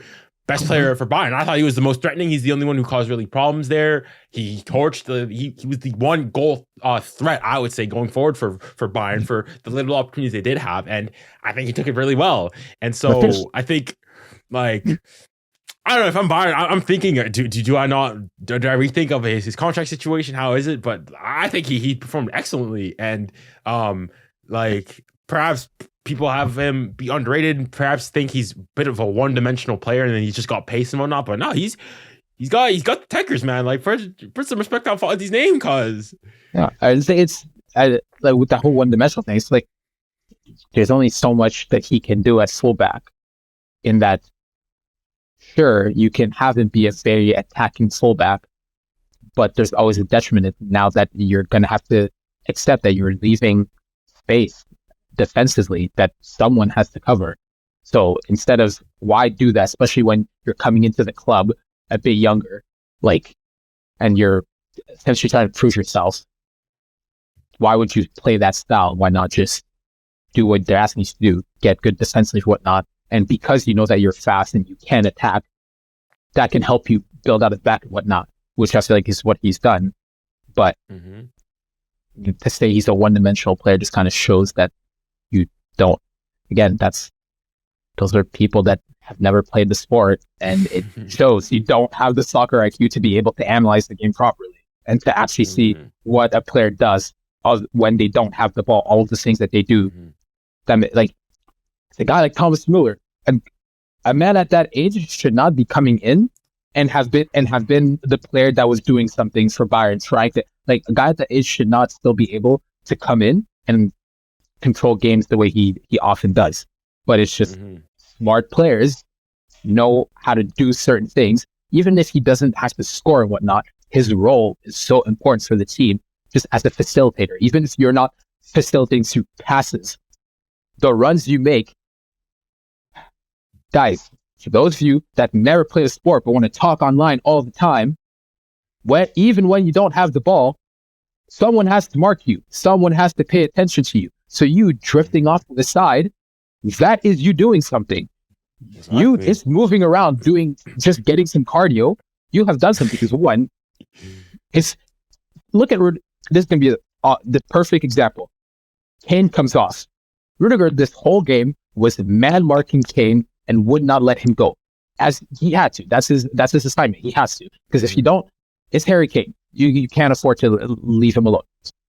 As soon as Harry Kane goes off, this man is a midfielder instantly. Exactly. Because you no longer have a player that can move him around and force him to, that no one's taking his attention. It's like this thought that not scoring goals, like if you don't have goals or assists, then you're a bad player or you don't do anything on the pitch, is just idiotic. And it's very simplistic, because realistically, only 2 to 3 players should be getting those goals and assists theoretically on your team, or should be in the positions to be getting those. So to say that's the only thing that matters is kind of it reduces the entire. It just shows that, well, you're the one that doesn't know anything. But anyways, that's my gripe with them. All that to say, Swansea had a great game. Swansea did really well, and he was definitely, I'd say, their best outfield player. Now, first goal for Real, the Ď'Hostel goal, that's just mistake from Meyer, bounces in front of him, probably catches him a little higher up in the chest rather than actually cradling it properly. Fumbles it, and Ď'Hostel is smart. He sees that, you see a shot that bounces like that. That is smart. Take the gamble. If especially you're up front, what's the worst that can happen? He catches it, you ran at him. Okay, nothing happened. But again, that's his intelligence. That's not a tap-in. That's a player. He reads the situation. A ball is bouncing. again, as a defender, I don't want a ball shot that hard that bounces at me. That's deflection, bobble, waiting for it to happen, as it did. So a smart player, you take the gamble and you say, oh, he didn't do anything, but why did he beat 𝙂𝙗𝙉𝙉 to the ball then? If 𝙂𝙗𝙉𝙉 was there, 𝙂𝙗𝙉𝙉 could have, if he also read the situation as quick as 𝙂𝙊𝘾𝙄𝐼𝙇𝙎, could have helped him, could have helped Nori in clearing that, because he wasn't far off, but you could tell that he reacted to 𝙂𝙊𝘾 and reacted to the spill rather than anticipating the spill. Dissipating. And that little half step makes a difference. 𝙂𝙊𝘾 is able to get the toe on it and tap it in. Yeah, at some point, as a striker, sometimes it's gambles like that you take. For example, like I'll go back and that is intelligence. Exactly, to the like Benzema's magical run, and I might grab on the whole against PSG thing. I still think it's a foul. I will die on that grave, but I will stay on that Benzema though. Like if he doesn't gamble though, he never knows. Like yes, most likely like 9 out of 10 times the keeper clears it and there's no issue, and you probably ran for nothing. But that one time where it doesn't, well, you sure are happy. Or for example, like the Benzema's a prime example of that. You have that one against PSG. You've got the final in 2018 against Carriers. That's the one. Probably the most blatant.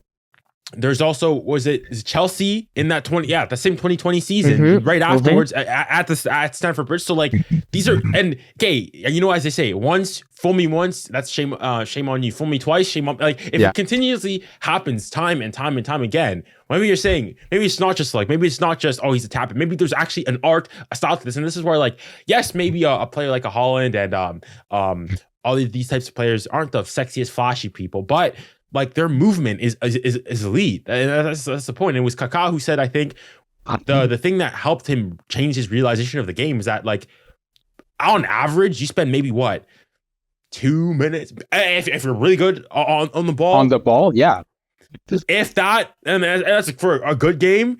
And so he's like, well, 98% of the game you spent without touching the ball. And so that's where that stuff is so important. Getting into the right positions, being at the right place at the right time, all those things. So yeah, I think like 𝙂𝙊𝘾, I mean, he came on. I think he scored of his first 3 touches. He got 2 goals. What more do you want from your striker at that point?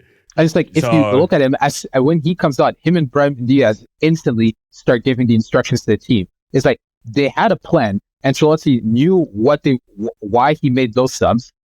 He knew what he wanted to do with them.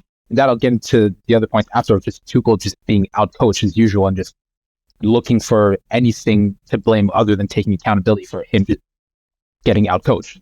But you can see, like switching the camera on them. They're talking to the midfield. They're telling them, this is how we're going to line up. This is what we're trying to do. Proof is in the pudding. Right. Exactly. So nothing else can be said. Yeah. So 1-1. Okay. I think at this point, no one can complain about anything. Second goal, which is where or I guess I can go to the Nacho thing. Stop complaining. You can't strangle the guy. Push him in the chest, and then the rest probably allows it because both players are kind of tugging, pushing at each other. Push him in the chest. Ref probably allows it. What's it called? But yeah, the fact that you put it up here, and it wasn't like a little push. That was a full arm extension. Technically, already by the law of the book, since you've locked out your elbow, you can't do that. You can push like this. This is not allowed. That's why strikers always get it when they push the center backs, and that's why every center back jumps up and just does this thing. It's as soon as you feel that low contact, and every single time it gets called. Exactly. It's the most obvious. This is the most obvious thing. Like, and then you literally do that, and you don't do it in the chest. You do it at his neck. It's like, I don't really see what we're trying to defend here. It's some people are trying to say 𝐂𝐇𝐄𝐑𝐄𝐑. Does he sell it? Oh, sure. Absolutely, yeah. Does he sell it? Yeah. Like, was the push so hard that he falls backwards like that? Probably not. No.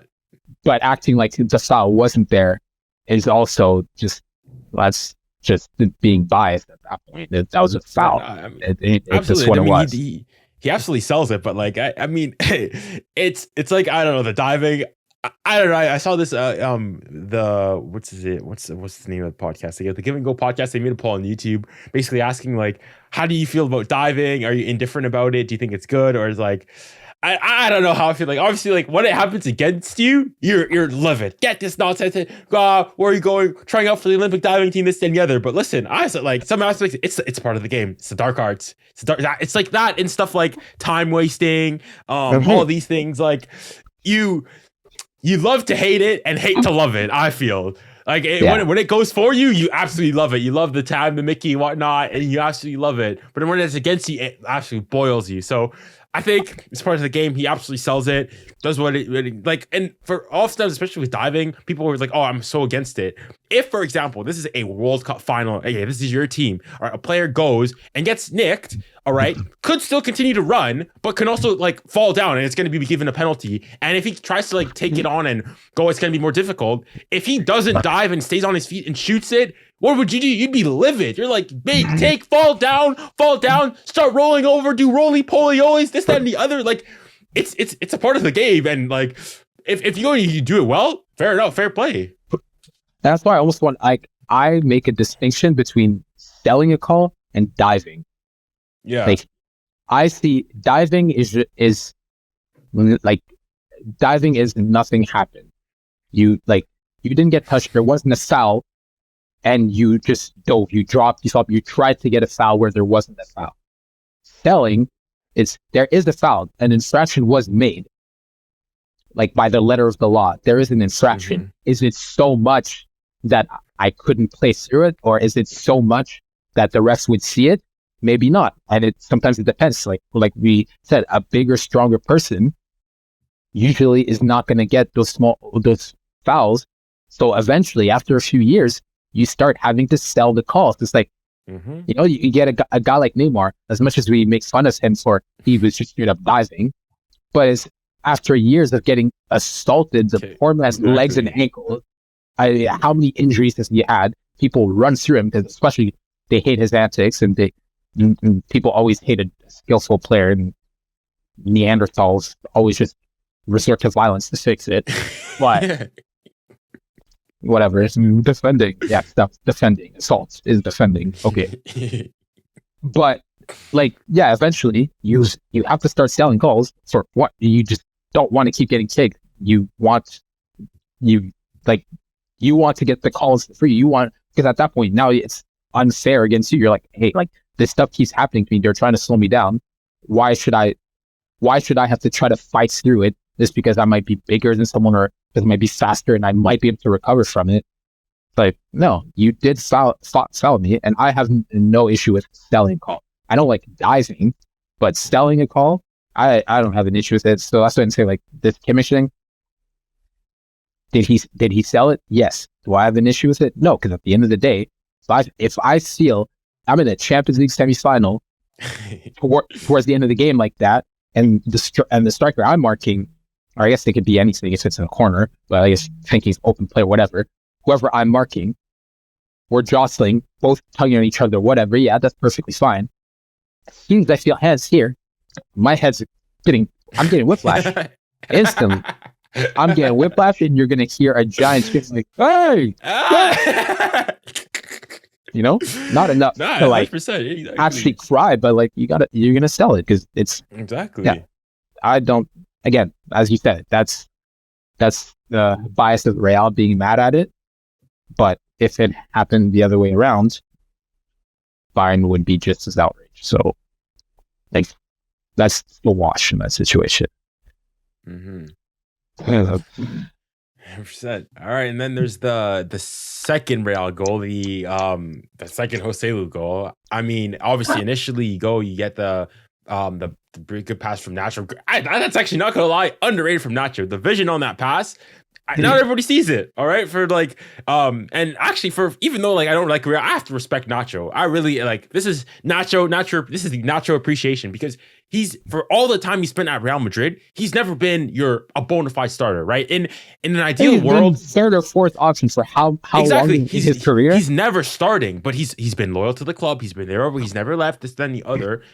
And there you go. He's there for the big moments. Like, I don't know. I just think for me, Nacho kind of underrated. And this is from a non-Real Madrid fan. Dare I say, like, Real hater, but like I have to respect Nacho. I like him. But great passer, great vision there. Good cross from Rudiger. Squares it to 𝙀𝐿𝘾𝙀𝐿. Right place, right time. Bish bash ball. Bob's your uncle. 2-1. Obviously, initially they think it's offside. They go back and look at it, and it's clear as day. They draw the lines. You can't argue with physics. Can't argue with trigonometry, geometry. Everything's all okay. I just make a point here. As I heard and read so many comments, Instagram, Twitter, YouTube comments, and like, it was the logic. At first, I just thought when people, it's like, this was the logic a lot of people were using. It was actually killing me. They're like, oh, no. 𝙀𝐿𝘾 has to be outside because Rudiger makes a pass forward. If 𝙀𝐿𝘾 is onside, Rudiger is going to cut it back.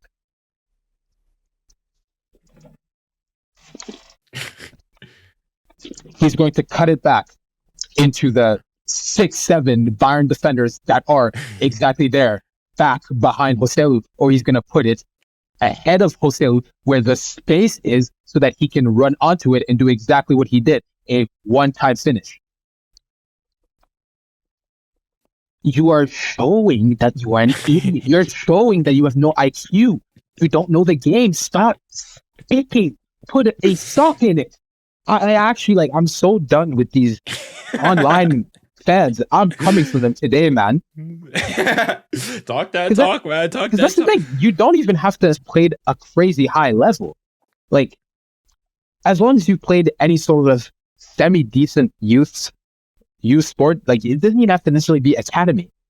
As long as you played on a semi-decent, like, maybe your regional team, or like, if you're like here in North America, like some sort of a travel team type thing, like, you know, at least if you've played that, literally anyone will tell you that's the only pass he could have made.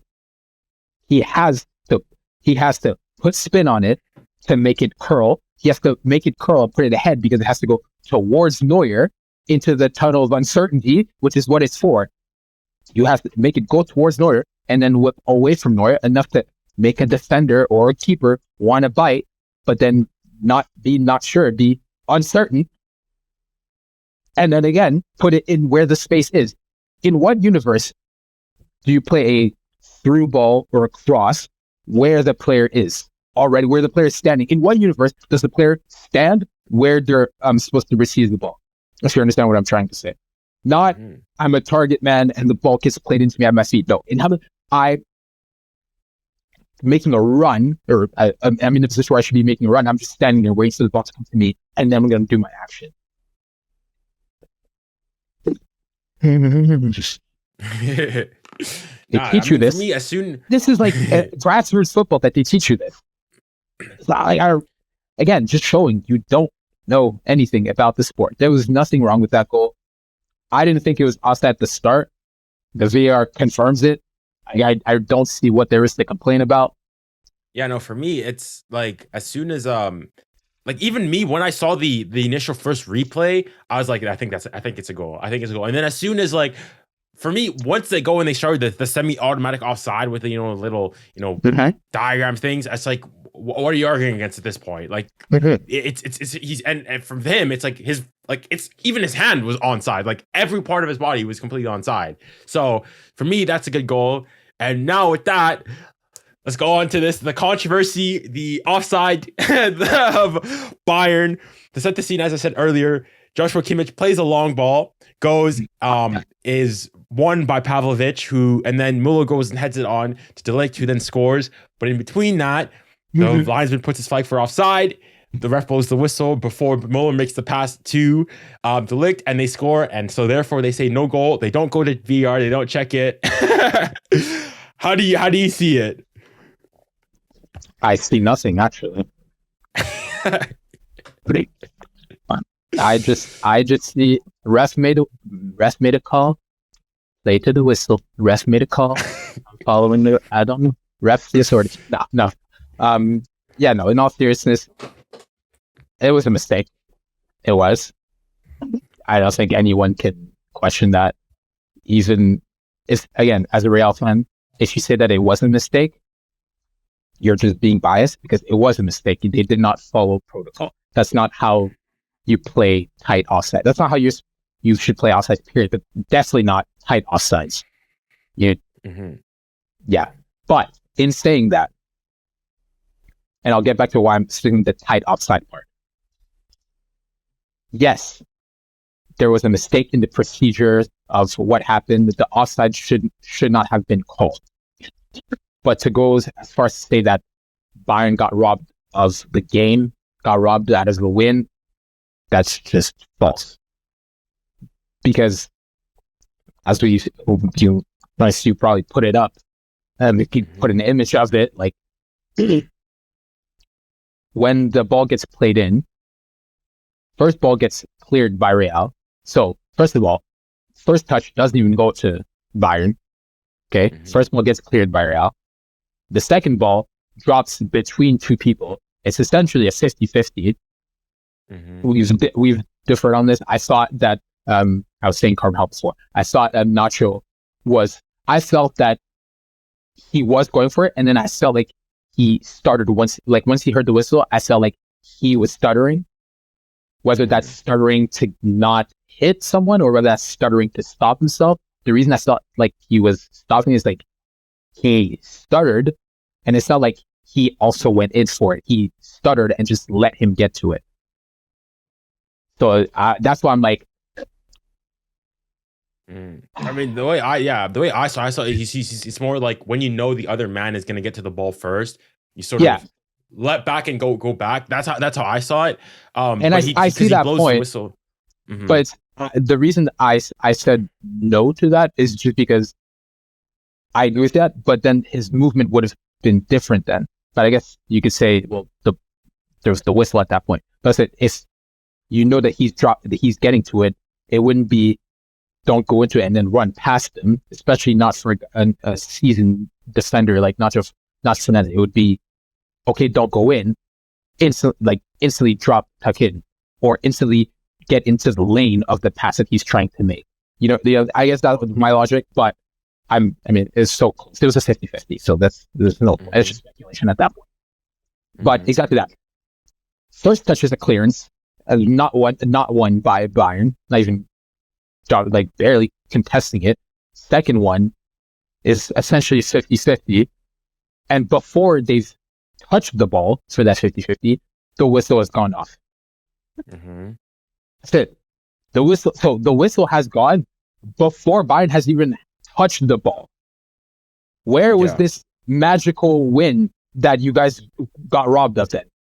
You haven't even touched the ball yet, and the play is already dead. Okay, it goes to 𝙈𝘾𝐿. Good strike. It goes in the back of the net. I make the difference that Militao basically turns around, it was Nacho. Was it Nacho? I can't remember. So one of them ducked. It was Nacho when he was going in with it. He almost ducked his head after. I guess that was more why I was thinking of, oh, he's not trying. Militao literally just it's not like you turn your head, but you're supposed to keep yourself square. If you want to do that, not hit your face, you turn your head. You don't turn everything. He turned and got out of the way. And then Lumen literally just stood there in the middle. So to say that we know that they would have scored, I don't think that's fair. I think Militao probably blocks it with the position that he was in, just because of how close he was to 𝙈𝘾𝐿.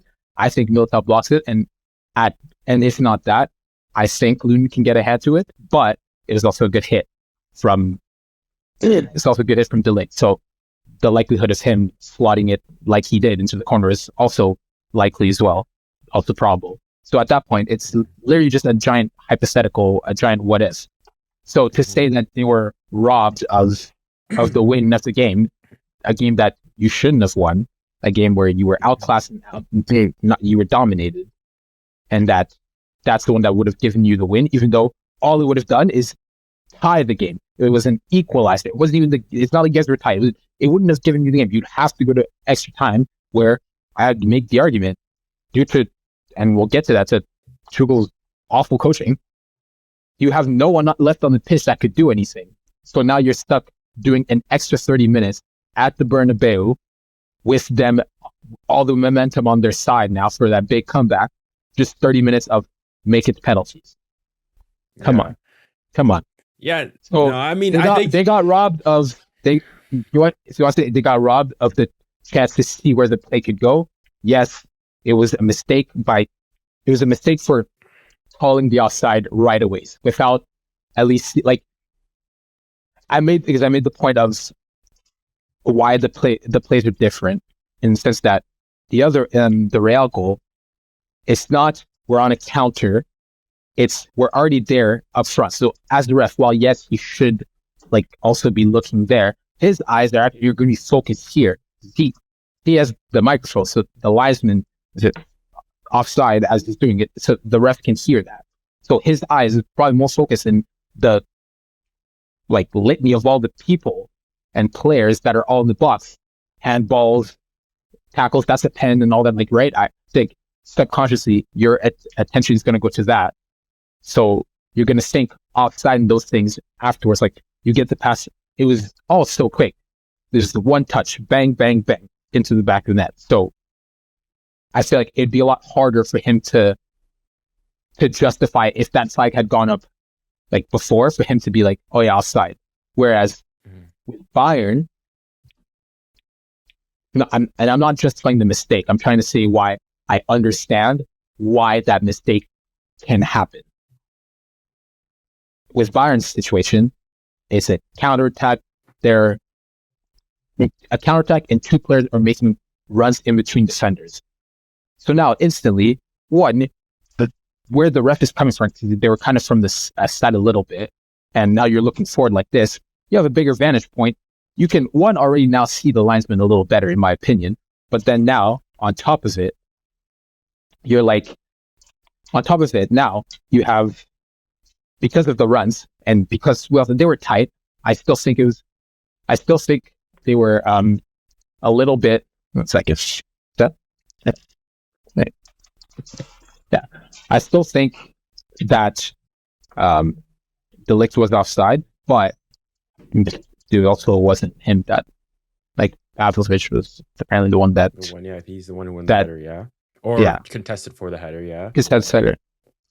But then couldn't you then pull the obstruction argument then? Because then that means 𝙁𝐿𝐾𝐿 is in Rudiger's way, or Militao, whoever was closest. I think it's Rudiger. So couldn't you then make the obstruction argument that?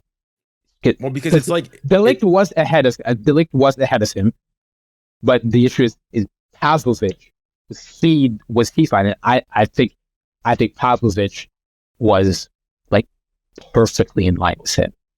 I think 𝙁𝐿𝐾 was the one that was his foot in his toes a little bit more. From the image I've seen, they feel you can see the lighter shade of his boot. Yeah, that's the word. Right, you can see that. So I feel that makes all that. So then, for me, I'm thinking, well, sure, you didn't win first contact, but as a center back, Rudiger, that's the way he'd be turned. That's where he would go. If 𝙁𝐾 isn't there, Rudiger has to slide over to cover that run, right? Because Mendy would be turning this way. Rudiger's going in that, it's Rudiger's job to cover for him in that direction. So I feel can you not make the obstruction argument, or am I misremembering the play? Because initially when I was looking, I wasn't sure initially when I was watching it live again, whether I wasn't 100% sure whether or not 𝙁𝐿𝐾𝐿 was offside. I thought that was, because I was pretty confident at the very least that Pavlovic was onside. It was Rudiger, it was 𝙁𝐿𝐾 I wasn't sure. But with regards to when I look back at it with the obstruction, I'll try to get okay, wait here, because I felt he sort of gets the same thing, whenever a player's offside and he just stands there, doesn't do anything. Sometimes it's sometimes the defender will go and play he could still touch it.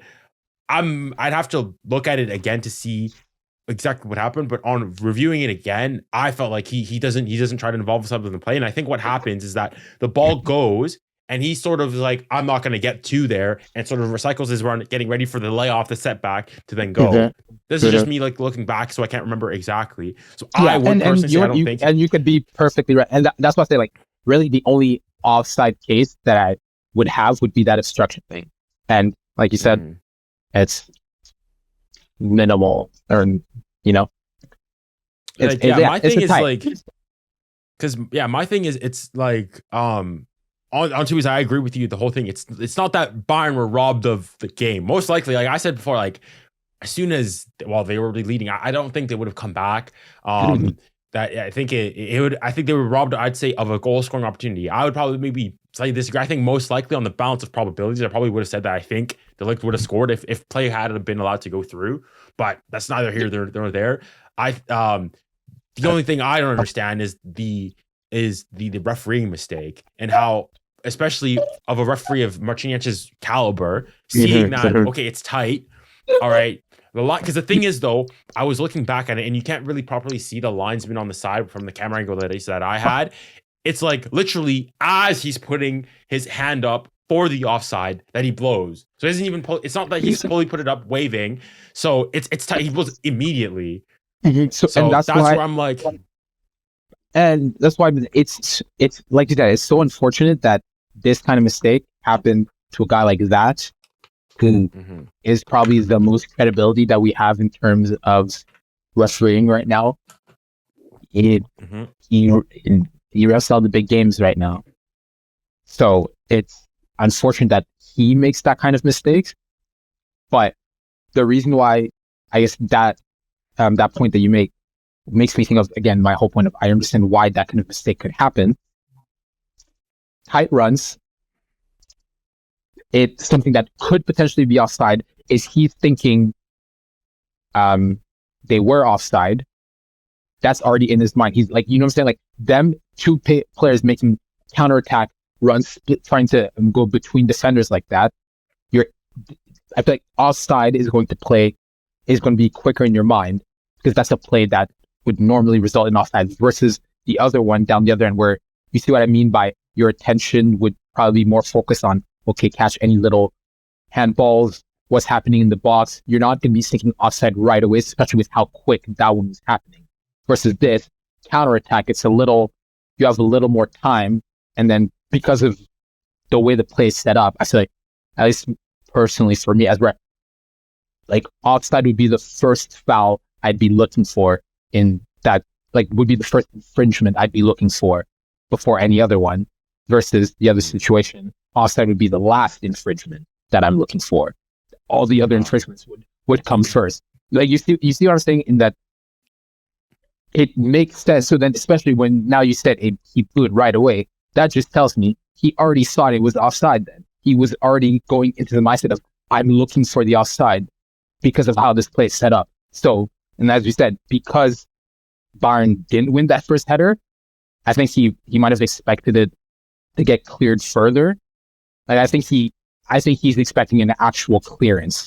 And I think that's why it's like, okay, we think it's tight. They get to the ball and Pavlovich contests for it. So it's like, I'm already thinking, oh, okay, it's probably offside. As soon as Lineman gives me that confirmation, he's into like, okay, validation. But the issue is the experience should have kicked in to stop that impulse, which is a very, and that's what I say, it's a very natural impulse as a referee based on how the situation.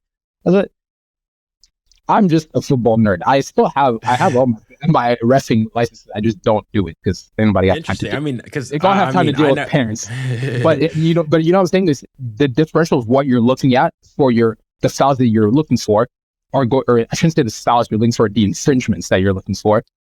The checklist is going to be different based on the situation and where you are in the box.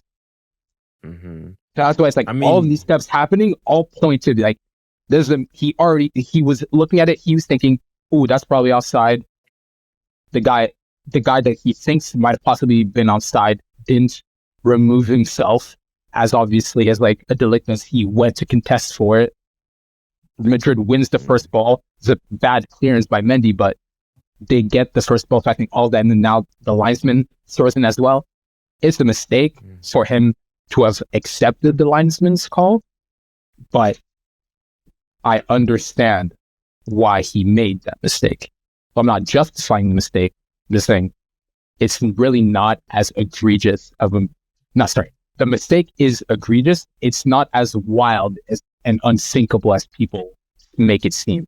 It's really not. It's just, that's all it was. It was just a mistake at the worst possible time to have a mistake. Literally the worst possible time to have a lapse of attention, of judgment like that. But I feel like that's all it was. Just a lapse of attention and judgment. But that's my 2 cents on it. Because I never looked at it at that, because the way I would have disagreed, I would have thought that it was, because when I looked back at it, when I was watching it on stream, looking back at it, if you look back for the Real Madrid one, and why I said I think the 2 situations were different, is that for the Real Madrid one, so the goals, they were attacking from, Real Madrid was playing from right to left, and obviously the linesman is on the left side, and so on the right side, from, if you're attacking from Real Madrid's perspective, from the attacking team, they're on the right side of the opposite side. And so when he was looking at it, he was looking, and I watched, he was looking at Tony Rudiger, and from there, he's not looking at his linesman. And the only time he checks the linesman is after they scored. Then he looks at the linesman, sees he's put his flag up there. And that's my whole point. Offside is not the first thing you would think in that situation. It's like if every player is throwing your hand up, like almost everyone, or you look at the line, like, did I miss something? Was there an offside? Something like that. And the linesman validated, but yeah, like you said, because of where they're all set up and how the play is looking, he's not, like, that's not going to be where his attention is. Yeah, it's certainly a refereeing mistake. What I will say, though, is that if it would be, I wouldn't go and say like 2 wrongs make a right here. So like if they went, for example, and decided afterwards that no, they went to VAR, saw that it was onside, hypothetical real world, and then they gave the goal, I think that would be then a robbery in terms of Madrid, because at that point, we are, and even though I do think if things were allowed to play out normally, I probably think that on the balance of probabilities, Bayern would have scored. However, it's now you've taken away that probability. Exactly. Yeah. The difference between that goal and Joselu's goal, and with the uncertainty there, is that they allowed the play to go on. He scored, then he went up, then he blew the whistle. Okay, but in football, as soon as, that's why they always tell us play the whistle. As soon as the ref's blown the whistle, anything that happens there, it means it doesn't count for anything. Because I remember a couple years ago, there was a situation in Serie A, actually. It was AC Milan that were playing, and basically the ref blew the whistle like early, and then AC Milan went on to score or something like that. And there's nothing the ref can do, because likewise, if you're Madrid at that point and they go and they give that goal, you're saying, well, you blew the whistle. I mean, Militao could have said, well, yeah, I tried to block it, but like I wasn't doing so seriously. Lumen would say, well, I didn't really go for it. You blew the whistle anyway, so I thought the play was done. So I can understand this. So I think it's just that it was a mistake, a really bad mistake, and it ought, there's just no two ways about it. But then likewise, it doesn't mean that now we should go and award the goal, because again, as you said, it's on a balance of probabilities. There's still an uncertainty. Maybe Nacho or whatnot, or Militao or Rudiger or whatnot go and win the ball. We never know. So, and the only certainty, unlike the Joselu goal, you're certain the play was allowed to play through. The players did. It's only afterwards the goal that was scored that all the Bayern players thought it was offside. In contrast to the Madrid players, who the ref blew the whistle thinking and that the play was indeed offside. So I think there's a difference there, and it's important to have that distinction. The last point is I want to call it Tuchel, because I'm so sick of him always doing this. Because that man needs accountability, because he does this too much. He does not plan properly. He's not a good game management, or he uses the wrong tactics, and then he always finds a get out of jail free card. Be like, well, you see, if it wasn't for that, the game would have been ours. So nothing else was wrong, but it's fine. They won. They deserve to win. It is what it is.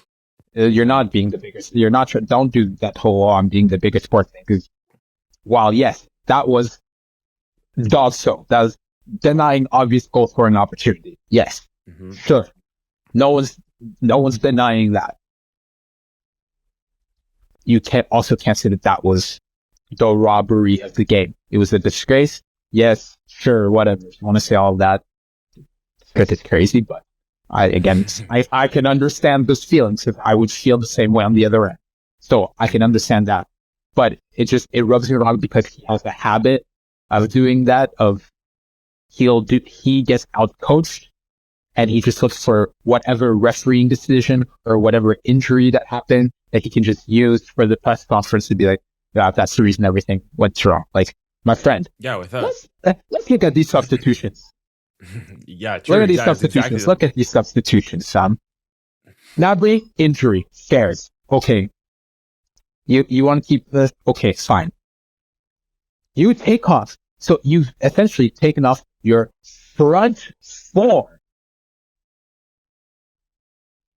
And you haven't even, like, you've taken your front four. And you thought that was going to work. Like, you started playing for penalty, or playing for a result defensively as soon as you took off Sané. And then even worse, you've allowed, like, you take off Kane, who, alongside Daisies, as you say, out of your actual starters, was the only one that was semi-doing something. And I guess I'll also say 𝙁was the only defender. 𝙁 is the only defender that had a good performance. Because Kimmich barbecued. No, he got cooked. He got cooked. Like, no. Barbecued. We need to talk. No. We need Vinny Jr. cooked, left a recipe, and made desserts as well. That he completely torched him. Like, oh my goodness. It's bad. Like, he's gonna have nightmares of him. Goodness me. Yeah, he absolutely torched him. Yeah. But yeah, I think it's rightfully to go and to criticize his substitutions. Yeah, to go and taking off those were just not smart. That's a clear indication that you did not think you were the better team. You did not think you could do it. That was a clear, okay, we've stolen a goal. Defend for your lives. Fine. If that's what you want, the decision you want to take, that's fine. Because again, it's not a bad decision. It's not an illogical conclusion to come to. So that's fine. But just, you have to be willing to accept the fact that might not have been the smartest thing against a team like Madrid, especially when their subs were attacking subs, and like they were attacking subs and like all players that can do something that can change the game, right? Modric, Rakim, Camavinga. It's like they brought players like knowing what they want to do, what they were intending to do, what effect it was going to have. You bring in Kim, who in the league is a great defender, but has not had, his last few games has not been good for him. He's been a little bit exposed, but Choupo-Moting in the UCL semifinal. No, I mean, actually, I actually don't mind the Kim one. And it's a 76 minute. I guess you can try to play for a draw. That for me, it's taking off Harry Kane. That was horrible. That, like, as in, unless he's carrying an injury that we're unaware of, it's the 85th minute. Matter. It's doesn't matter. It's Real flipping Madrid in a semifinal of a Champions League. They could score. If they score, now you're actually properly cooked, right? Even if you go on to penalties, he's one of your better penalty takers. So at that stage of the game, like, this is not the hardest. This is the like competitor and the athlete in these things. It does not matter. That injury, and that you're at that point in the game, you have to just suck it up. Because if it was that bad, you wouldn't have gone to that point. Gnabry, he had to go out early. I heard people were saying something about that it's called Sané is carrying something or whatnot. But again, it's one of those things that at that stage of the game, you have to go until you literally cannot anymore. You look at Bellingham. That man was gassed from the 50th, 60th because he was forced to do a lot more a much more defensive role in midfield than he usually does in their system. Yeah, and you know that Bellingham is a player that he, the youth in him. He's go. He's probably not always the best at knowing when to kind of manage his legs, as all young players are. Right, because he still has the legs to be able to do it. So you saw that in a game like this was high pressure, all that has to defend hard, it killed him. But he stayed on. And there's a bunch of stuff about him having to get injections into his knee apparently before the game and whatnot. So it's like there's just in a situation like that, you cannot come to me and tell me that but the 80th minute, unless the player cannot move anymore, it's one of those that you kind of have to suck it up. And a lot of things, you kept 𝙬𝙬𝙗𝐿 on the bench. Why did you keep 𝙬𝙬𝙗𝐿 on the bench? I mean, maybe I guess Konrad Laimer's doing okay. I mean, for me, like, the Harry Kane it's not that they're bad. Yeah, it's not that they're bad. It's just like they're just decisions that they weren't risks that needed to be made at that point. They're not illogical. For me, the Choupo-Moting one makes no sense. For me, that one makes no sense. No, the Choupo-Moting that I just no. If you want to say bring Choupo-Moting, he's tall, whatever, aerial presence, clear it out. Harry Kane's not a small striker. That's not the right sub to make for me. Like that's not the sub. Like if you take off, for example, like a Gnabry, and you say, okay, Choupo-Moting come in and just drop back to just clear things out. I can understand that. Those are different types of players. Harry Kane is a big striker, an aerial. Winning headers is literally his trade. Like and it's not like he has a pretty, for all my FIFA players, high work rate. Like there's no, like, yeah, I just don't understand why that sub is made, why it's made then. Kane has to play in extra time there. He has to. The only sub I can say, you want to bring in Muller, that I can understand. You know, older veteran guy, you know what he's going to do. He has the experience. He can manage the game. Sure. Kim, again, the only reason bringing Kim necessarily is not the bad thing. If they're saying this Ḥundé might have been carrying something and you're trying to, make sure that you're defending, you bring on a defender, help you defend. Fine, sure, whatever, but you're bringing on a defender that has been not playing well, has shown that he's been a little iffy this year. In these last few UCL matches, like a player that's out of form in a big moment like this, you bring him in. This is the worst thing. I think people also forget. The reason why you don't also make those defensive cells at the end of the game is because now a defender is coming in, an attacker can come in cold because they can do the running and the attacking to get into the game, like a 𝙭𝙭 did, like a Brahim Diaz did, Modric. They can get themselves into the game. The defender is in the nature you're defending. So you have to let the game come to you to some extent. Obviously, there's aspects of anticipation and whatnot, trying to read the play, but you have to kind of let the play come to you. Mm-hmm. And you're cold, that's always a recipe to get burnt. That's a recipe for that. So you're mixing cold defender that's kind of out of form at this stage of the game. So that's a lot of pressure in that kind of stadium. And your whole backline also hasn't been performing. All of these things just add up to this was just poor man management and poor tactics from Tuchel. But as usual, he's not going to admit that. He's not going to admit that he just didn't manage his bench well. You want to look at a difference of Ancelotti, someone that managed his bench. Yeah, that was literally a perfect. Like his tactics, he knows when he makes his stuff and why he makes it. And it's not just here. At every club he's done it, he's been known for that kind of stuff. So it's like you've seen it different. So I don't know. That's just one thing that rubs me the wrong way about it, that he never mentioned that.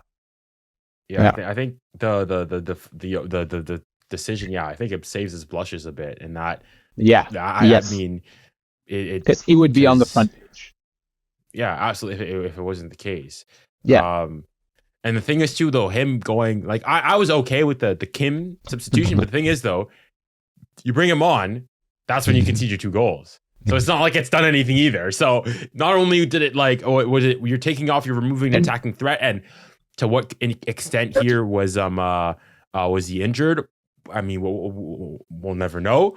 But because I'm seeing here, I've got it on SofaScore, and for SofaScore, they seem. So when there's a substitution, it seems to be an injury. They put like a little cross. So for the Gnabry one, they have that. but they don't have it for the Sané one. So yeah, because apparently it was the knock that he brought into it. So I don't know if it's kind of he's starting to feel that, hey, I don't know how much longer I can push this until it becomes dangerous.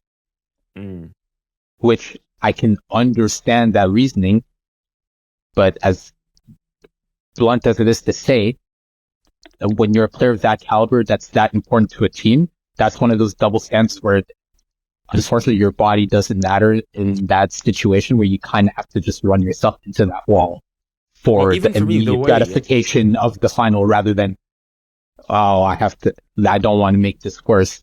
I get it. I had a bunch of international competitions this summer. I understand that. A lot of the players are thinking, a lot of players and the management are starting to have to think about minutes, even in leagues, like the leagues and stuff where it's kind of already won. You're seeing that we're complete rotations because it's just not worth it right now. Yeah. So I can see it, but again, when you're a player of that caliber and that's that important to your team, because Sané is a good player and he is a player that's dangerous for Bayern, is always a skillful and dangerous winger coming at you. Like I said, unless you cannot step, it's one of those you have to just force it. They have to come in and spray the magic spray so that 2-3 minutes you're not feeling anything. Gotta keep doing it. Like, you know what I'm saying? Like, God find something to just get you at least get you to the 90th, and you've made the extra time. Okay, now let's make the substitutions now. Sure. Yeah. At least confirm that, or in that case, at least confirm the win. Get to that around the 90th. But yeah. That's all I have to say for Tuchel. Yeah, I mean, I don't. Yeah. Mm-hmm. I just want to ask you, just what do you think? How does Tchouaméni's injury affect France? Because he got injured. It's stress fracture. Yikes. He's out week. How long stress fracture? It's around 4 weeks, probably. 4 or 5 weeks. That's what I saw reports. Which is stress fracture would make sense. I mean, it's starting to get tough now because I mean he's important to the squad. Yeah, he already got Hernandez is gone for 8 months. So I mean we could have a potential repeat of what happened during the World Cup. All your big players get injured all of a sudden. It's because Coleman is gone as well. He's gone. He's out. Yeah. So I mean 4 weeks. So I guess it's what are we? We're the 9th. The competition starts the 14th. So I guess he's got a month to get back. We'll see. Like it would literally be, it would be tight. Yeah. And this is also assuming that, and you're assuming that it heals well. I feel like, luckily though, you have the benefit that you're France. You can afford to let's wait till the round of 16.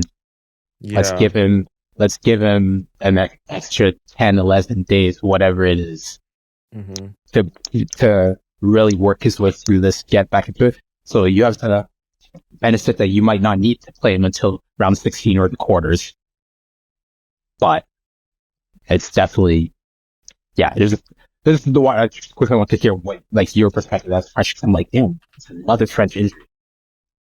I mean, I didn't even know that he'd come out was because of injury, but because the thing is, normally if it was just that, I don't have a problem. The thing is, France, I mean, maybe just me being a bit my pessimistic nature and whatnot, but France is not coming into the tournament hot necessarily.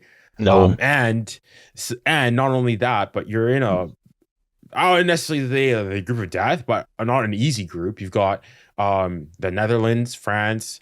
I guess you did play the Netherlands in the qualifiers and you beat them both times. And Poland, Austria. So it's not going to be like a cakewalk either.